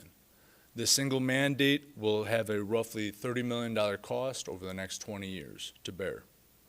In addition to the mandatory programs, Public Works completes an additional 25 programs annually. These are maintenance programs we partake to keep the village infrastructure maintained to the highest standard. The largest annual program is the roadway resurfacing and reconstruction projects. Work performance for administration. Public Works Administration is responsible for the majority of communication, reporting, and contract management for the village. Annually, Public Works contracts out about 50% of our workload. Our residential communication comes in numerous different formats, including social media, website, door hangers, mailers, and phone calls. PW utilizes a mobile app called SeeClickFix. As you'll see in the graph, it now represents 6% of our total work service requests. What's more important is to see the growth over the last 5 years. We notice as more and more residents become engaged with the platform, they're more comfortable using the format. It provides a geocode of the concern as well as pictures. This improves our level of service because now there's no confusion. You can't imagine when a resident calls and says, there's this branch that's broken in our tree. Well, it takes a lot of time to find that branch. It's simple when you make that call, but to actually go out blind and try to find that branch is very complicated. Pictures and service requests through SeeClickFix is amazing and greatly helps us improve our levels of service. We talked about Steve. And then I'll go into engineering. The engineering division of Public Works is responsible for the coordination and management of all federal, state, and local programs, residential and commercial civil site review and inspection, backyard drainage, regional drainage problems and concerns, and traffic engineering. The 2 capital road programs alone represent $8 million in annual investments. These programs are designed in-house, saving hundreds of thousands of dollars every year. To help handle the workload, the engineering division contracts out a lot of project management and also shares residential reviews amongst all staff. After permits are issued, engineering is responsible for all civil inspections to protect public infrastructure and ensure permit compliance. Engineering also investigates all traffic concerns within the community. This investigation collects data from numerous sources, including historical data from the police department, as well as internally conducted traffic counts. The data is evaluated against established federal warrants for stop signs or traffic signals, as well as federal guidelines for speed limits. The Maintenance Division of Public Works consists of 4 operating units: building maintenance, forestry, fleet, and streets. Building maintenance is responsible for the day-to-day needs of 18 public buildings, including custodial, HVAC, lighting, and routine maintenance. Forestry is responsible for the maintenance of 36,000 parkway trees and roughly 75 acres of land. They're also responsible for numerous capital projects, including holiday lighting. Fleet maintains roughly 300 vehicles and pieces of equipment. They're responsible for central purchasing for the department, as well as fuel delivery for numerous agencies. They also maintain all emergency equipment for the police and fire. Street unit maintains nearly 260 miles of roadway. This is accomplished through numerous maintenance programs for contractual asphalt patching, crack sealing, edge grinding, as well as spray patching. They're responsible for numerous annual programs, most notably snow and ice control and parking garage maintenance. Utilities consist of 5 units. We have water distribution, water production, water meters, sewer, and traffic. Water distribution is responsible for the maintenance of 230 miles of water main, hydrants, and valves. They also manage numerous emergencies and capital programs, including water main installation, hydrant flushing, and leak detection. Water production is our jack of all trades. They handle all emergency callouts, water sewer pumpage, water storage, SCADA and generator maintenance, telephone and audiovisual needs of the village, and most importantly, water quality. It is important to note that water production has our own IEPA-approved water lab. That aids in our operations. Water meters are responsible for the maintenance, operations, and needs of roughly 21,000 meters and associated RPZs and billing concerns. Sewer maintains and operates roughly 213 miles of storm sewer and 255 miles of sanitary sewer and combined. They handle numerous regulatory requirements and annual programs, including MS4 and sewer flushing. Traffic is responsible for the installation and maintenance of all traffic signals, traffic signage and striping, and all building electrical needs. Key accomplishments. In addition to the mandatory requirements and annual programs, Public Works handles all weather-related emergency events, including Finance's flood of 2022. We handle all snow, wind, and rain events. We aid police and fire when able and handle all of the Public Works after-hour call-outs. What makes Public Works unique is, again, most of our employees are on a single shift. That means all of our emergency responses, all after-hour needs, are all based on call-outs. These call-outs are handled by water production and a unique group of talented individuals that assess the problem first, then determine if it has to be elevated to call out a unit. Public Works is heavily involved in all special events, races, and block parties by providing road closures, signage, electric and sound needs, and after-event cleanup. Public Works is a major contributor to Al Fresco, providing setup, daily maintenance, as well as teardown. We're starting to fill our niche as project managers. We talked a little bit about that earlier, but we're starting to do it not only for our capital projects, but internally. This year we've completed the fire station number 3 kitchen remodeling, and our next project we're going to embark on is the building and life safety remodeling they desire in their unit as well. We continue to enhance public employee development with newly created work groups focused on continual improvement as well as new employee orientation. Major capital projects continue to be key accomplishments. These encompass a significant portion of our budget as well as available time. We manage these projects through both in-house and contractual assistance and continue to blend design and maintenance in a holistic approach to infrastructure planning. In addition to significant road and underground projects, staff completed Berkeley and Hint's public improvement project. That included 4.8 acre-feet of stormwater detention. We started a new in-house lead service replacement program to supplement a long-term plan to replace nearly 5,000 lead meters. Our road programs now encompass 6 phases of maintenance, including road reconstruction, resurfacing, patching, edge grinding, crack sealing, and rejuvenation. We continue to modify and improve our residential communication. However, new platforms need continual monitoring to keep the level of service that the residents expect. We're trying to adapt to that challenge by reducing the number of mailers we have out and using social media, scan codes, and other social media aspects to direct people to a website instead of constantly having to do the mailers that we want to keep residents communicated with on the constant phases of construction and how many times we interrupt their lives. We're going to start using just project website updates to make sure that the website's current at all times and refer people to one standard place. A lot of the road reconstruction maps and utility maps that we have online answer a ton of questions. When people call, that's the first thing our front staff pulls up, is the GIS map that shows reconstruction projects. It has the start, the contractor, all the information is right there and available to them.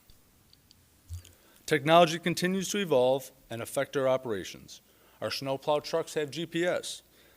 Our staff uses drones to document construction equipment, construction sites. And we monitor underground concerns with smart meters on sewer lids.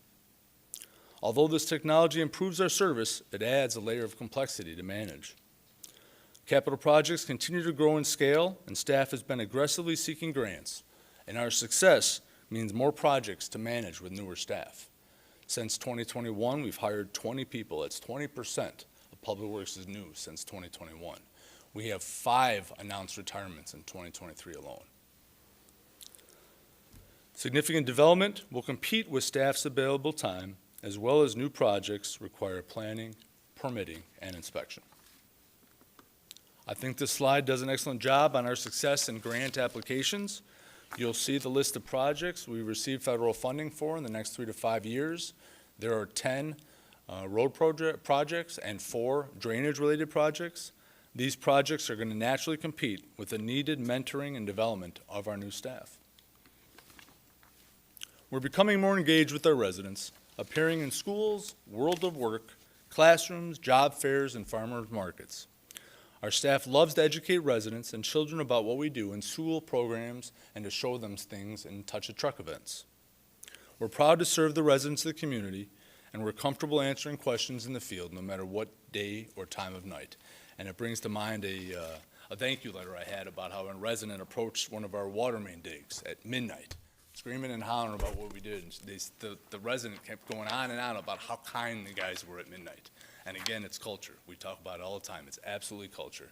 The staff knows their value, the staff knows their importance of their job, and they're able to educate residents when approached, and they've done a great job. I think this is my last slide. I think it's a great representation. It shows the 2022 service requests overlaid on our water, our utility projects and road projects. That's where we've been in 2022. That's the impact Public Works has.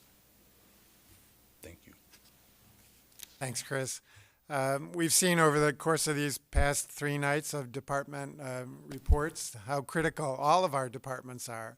I don't think we could do without any of them, and so they are all interrelated, but Public Works is just so involved in so many different things. As I've said many, many times, you guys are so critical as really customer providers or service providers to our customers, our residents.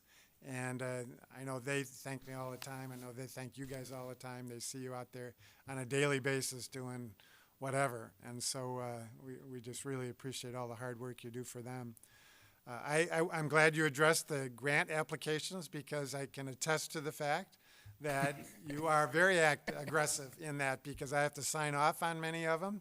And I do get emails from the people that we've requested the applications from, or the grants from, and so I know you're very active in that, and we certainly appreciate all the work that you guys are doing in that regard. And I challenged engineering a couple of years ago, and I'm a little reluctant that I did because they've done a great job. They really have. It's going to be one of our challenges, is just making sure we don't burn out staff with the number of projects we have coming. And we didn't even mention meter replacement or any of the things we've been planning for 5 years, maybe 10. Those things have just come up finally. We've expected them. We're ready for them. But they're considerable projects. Water meter replacement is $8 million. over 3 years. So these are massive projects. We take in stride. We're excited. We talk about constantly. We collaborate in the fields. We collaborate in the offices, at the water tank, you know, at the water fountain. I don't know how we do it remote, but I am outnumbered. Great job doing that, you guys. I appreciate it. Questions from the board? Trustee Tinaglia first. Thanks, Mayor. Well, Chris, you said it earlier, you may not be, well, what was it? You're like the third biggest group in the village here. It's police and fire, and then you guys, right? Our family has 101 full-time and 2 part-time. And, you know, nobody wants to get visited by the police, and you pray you don't have to get visited by a fire department. But you guys, you know, go out and people are really happy to see you for almost every time, whether it's fixing something or plowing something or whatever. And I can tell you that when I'm out plowing snow on my driveway and the red truck goes by, the guys and the gals, whoever's driving it, they always wave and they're always polite.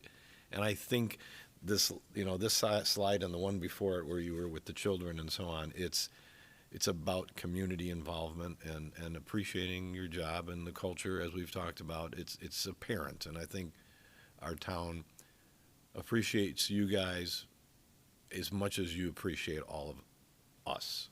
So thank you for doing a great job. Keep up the great work. That's the proudest I see the guys when we do World of Work. Yeah. They're just so excited to see the kids come in and show them everything. Please let them all know how thankful we are. I will. Thank you. Trustee Grasse. Oh, thank you. I just had a couple of comments and then a bit of a question. Just even at the last parade, when I run into a lot of people from Public Works or at the tree planting ceremony, I often ask them what they like most about the work they do. And I really appreciate how you said our family when you were talking about Public Works. And what I've heard repeatedly, time and time again, from everybody I ask, they say that they're treated respectfully, and it's a good place to work with each other. They really like who they work with. And I think that just makes such a difference. So thank you for that. But I've heard that consistently whenever I've asked anybody that. 6% of the people are using that see, click, fix. I'm hoping more. It's one thing when I'm around town, somebody will say, can you tell them about this over here? And I'll say, do you have a phone? Let me show you. We have this app. But what I love about it, I've used it myself, is if there's something in my neighborhood, it will tell me when somebody else has put in something, which I love, which I didn't even see it. So I think more communication or publication around that can benefit everybody. I think that's just a fantastic app to use. And I've really appreciated seeing other people who've used it in the community in my neighborhood. And that brought me, and that kind of brought me up. The other interesting thing I hear a lot from people in the community is, what about this edge grinding? Why are they doing that? What is that? That just seems like such a waste, and it looks ugly.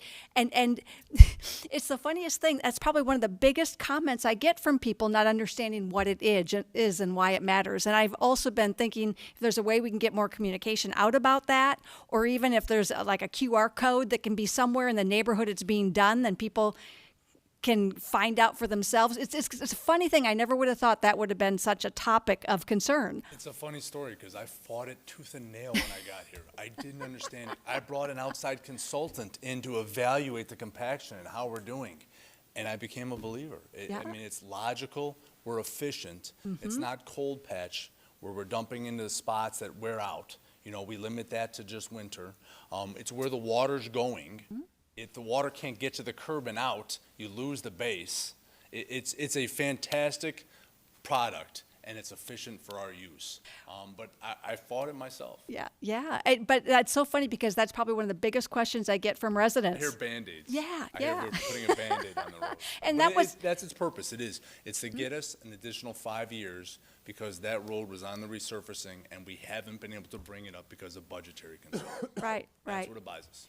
And I guess that was really then where my question came from. I was thinking of when you were giving the presentation, when calls about the edge grinding or the Public Works come through, do they come to the village usually, or do they go to Public Works, or how does that work? Yeah. Yes, all over. Yeah. Okay. The above.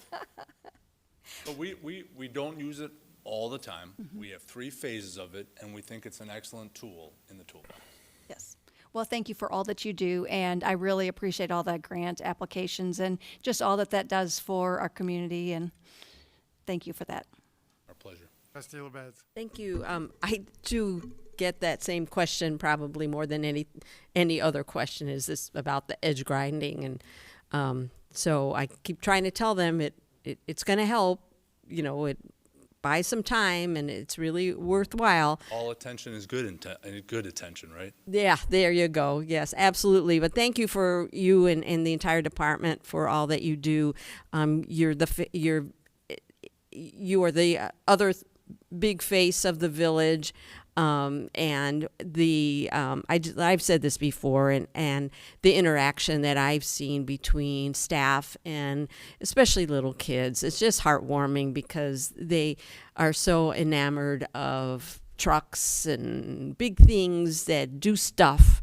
And yet your staff always shows interest in the kids and compassion, and it's a lot of fun. So please pass that on. That I thank them all for that. I actually have a question, and it has I brought staff for that. Oh, well, it has to do with beet juice. So being a weather nerd, I'm multiple times a day checking the weather app, especially in the winter when there might be snow. My question is, when do you decide to use the beet juice? Because sometimes, like if I'm working downtown that day and I get off the train, and sometimes I see it and I know there's snow predicted, sometimes I don't. There was actually a recent this year and that there was some snow predicted, and I didn't notice any beet juice. So I wondered what the criteria Every is. single day I ask, is today our beet juice day? Every single day in the winter, honestly, because I'm a big component of it. I think it works great breaking the ice, breaking the bond between ice and pavement. The problem is humidity. If there's any chance of a snow event starting with rain, beet is slippery when mixed with rain until it dries. So the idea is it has to dry in advance and not get wet, and rain causes that before it becomes a solution and the salt can act on it, do its job. So high humidity and rain starting at the event eliminates our ability to use beet juice. Okay. So this year, we had a significant amount of rain snow events and also just rain winter events, and we were able to use very little beet juice. Okay. Well, thank you for the explanation. I'll try to remember that when I do or don't see the stripes of red on the asphalt. People have become accustomed to it. They just then know that snow is coming. So it's a great visual replica. Absolutely. Well, thank you for that, and thanks for all you do. My pleasure. Trustee Baldino. Thank you, Mayor. Thank you, Chris, and the entire Public Works Department for all that you do. And thank you, Mike, for answering my question last week as a private citizen, not as a trustee. Much appreciated. I sort of measure how, we're doing by how many nasty letters I get, and all I get are positive letters about the Public Works Department and the job that they're doing, so thank you for that. Since Trustee Tinaglia brought up snow removal, my first question is, how do I get the snow plows to not come by my house at 2 in the morning? That's all about the weather. Okay. You're just going to have to change the timing kidding. of the weather. The nerd in me can't let me not ask this question. I'm looking at the graph of the water main breaks, and as expected, we see the majority of our water main breaks in the winter months, but there's a peak in summer, and I'm wondering if there's a reason for that. Construction. We're doing so much construction, so we have hydrant flushing in spring, and then we roll into construction, which has shutdowns as we're reconnecting, and those shutdowns affect other neighboring water main breaks, and it drives residents crazy because we're fixing a water main system here, and we're blowing them up next door. Right. And they think it's related, and they think they're next, but in reality, it's just the pressure from construction. Yep. Okay. That makes perfect sense. Thank you for answering that question. My other question has to do with the survey of lead lines, and when that is complete, correct? Or are we still doing the survey of the lead service lines? Of the lead service lines, we have our draft submitted.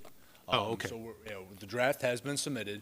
We're doing our final survey now with the meter replacement program. So we put in that RFP that the contractor, when installing that meter, has to identify is it lead or not? That way I have it, I'm not guessing by plats. Right. Because we weren't required to excavate. We were required to use as much information as we historically could find. Right. Now I've got hands on a service. Okay. So we're gonna have documented pictures, and I'm hoping 100% accuracy, or real close to it. Yeah. Exactly where we have lead. Okay, well, so the reason I'm asking is that I've been looking for that report, and you know, it's an area that I personally am really interested in, and I highly suspect that I have a lead service line. So I'm just looking for that report and when that data, that information is going to be published. So if the final one is coming soon, that's great. Thank you. Absolutely. Thank you, Mayor.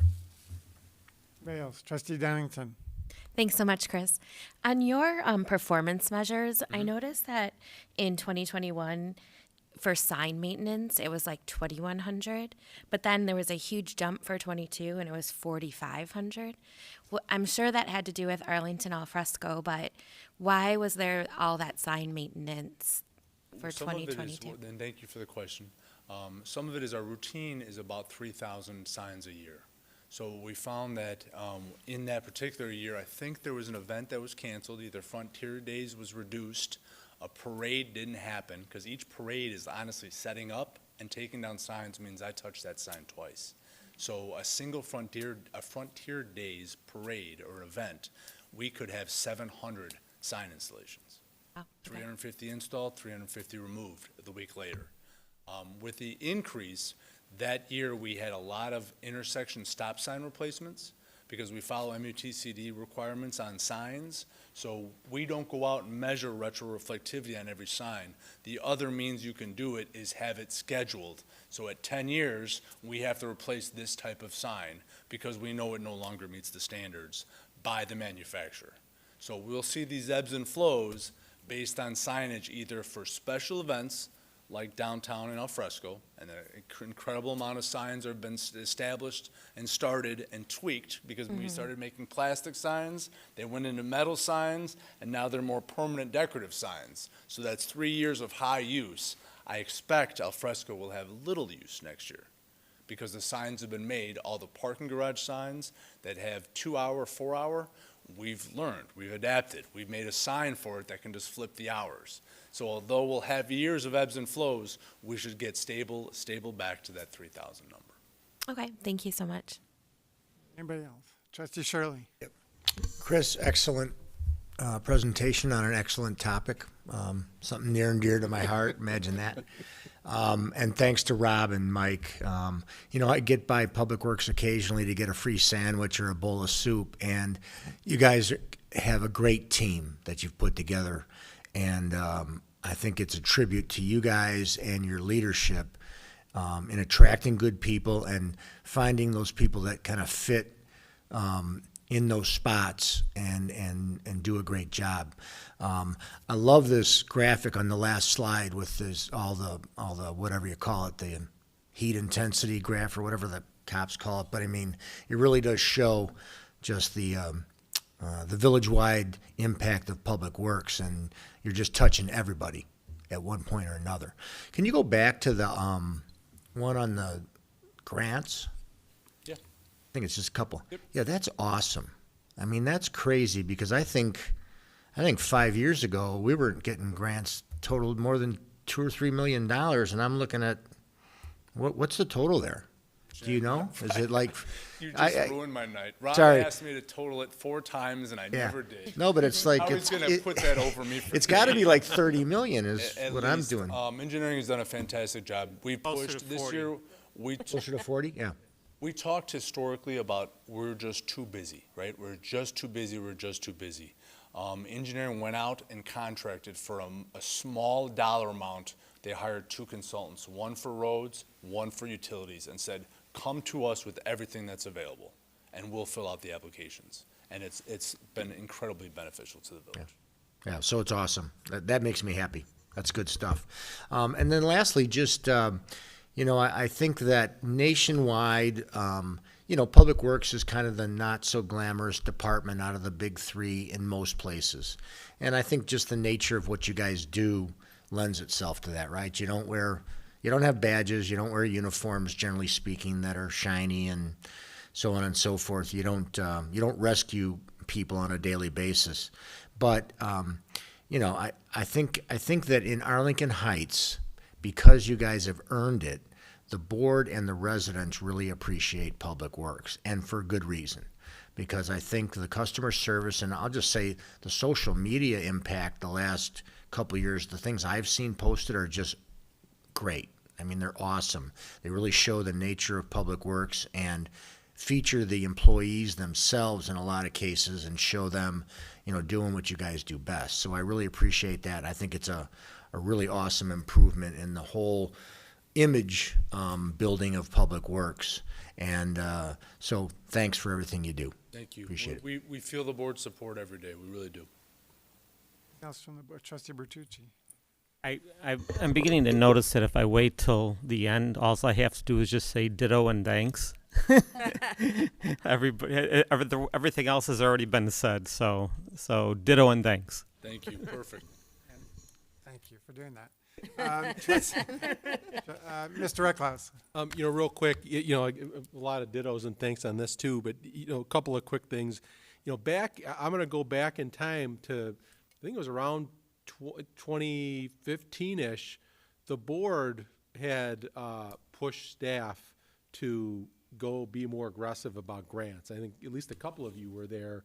There was a meeting where there was, not a little bit of finger pointing and like be aggressive. And staff in Public Works really took that to heart. And I mean, you can see they've responded in spades. And aside from them seeking grants, the other thing is one of the things that when the Illinois passed their capital bill, if you remember, we were pretty aggressive in trying to get our piece of the pie, and they were successful.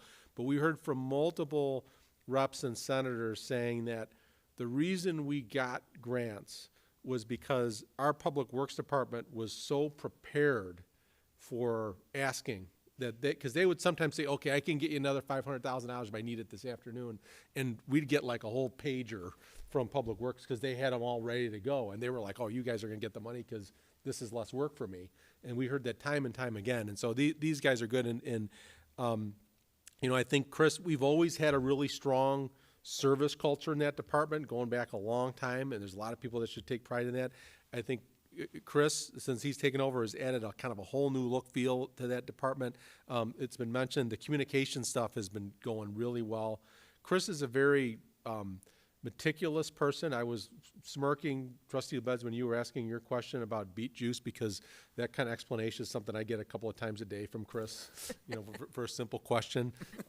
And the other thing is, I think he probably wins the award as by far the cheapest department head in terms of him looking for ways to save money in creative ways. It's something that he takes a lot of pride in. But he's also a very thoughtful person and a very just unflappable. Whenever I have kind of a crazy, unhinged idea and I need someone to talk me out of it, I always call Chris and he will talk me out of it. The other thing is that he's very much a team-oriented guy. Even though I think this group of department heads we have right now really gets along well and works well together, I think if I took a secret poll of all the department heads, if there was another department head you could work with on a project, I think Chris would be the hands-down favorite to win that poll because he just works well with everybody. And so we're very lucky to have Chris, very lucky to have Rob and Mike. It's funny when Chris hired Rob because they're very different. Rob is much more of he's a free thinker, and I mean that in a really good way, Rob. And so they balance each other well, and I give Chris credit for kind of trying to balance the equation always in what he does. So we're very well served by this. I'd give him the mic, but manager asked me to keep it brief tonight. All right. Well, thank you, Randy, for those comments, and thank you, Chris and Rob and Mike, for all the great work that you and your team do. Appreciate it. Randy, anything further? Nothing this evening. All right. So that does conclude our departmental reports, and just want to thank you and all the department heads for all the great presentations and the very informative information that you presented to us. And we very much appreciate, again, all the hard work that all of our departments do in the community on our behalf. And so thank you. Looking forward to the retreat in July. Right. Anything under other business from the audience Seeing none. Anything from the board under other business? Seeing none. I'd entertain a motion to adjourn. So moved. By Trustee Tinaglia, seconded by Trustee Schwingbeck. All those in favor say aye. Aye. Thank you all for joining us tonight.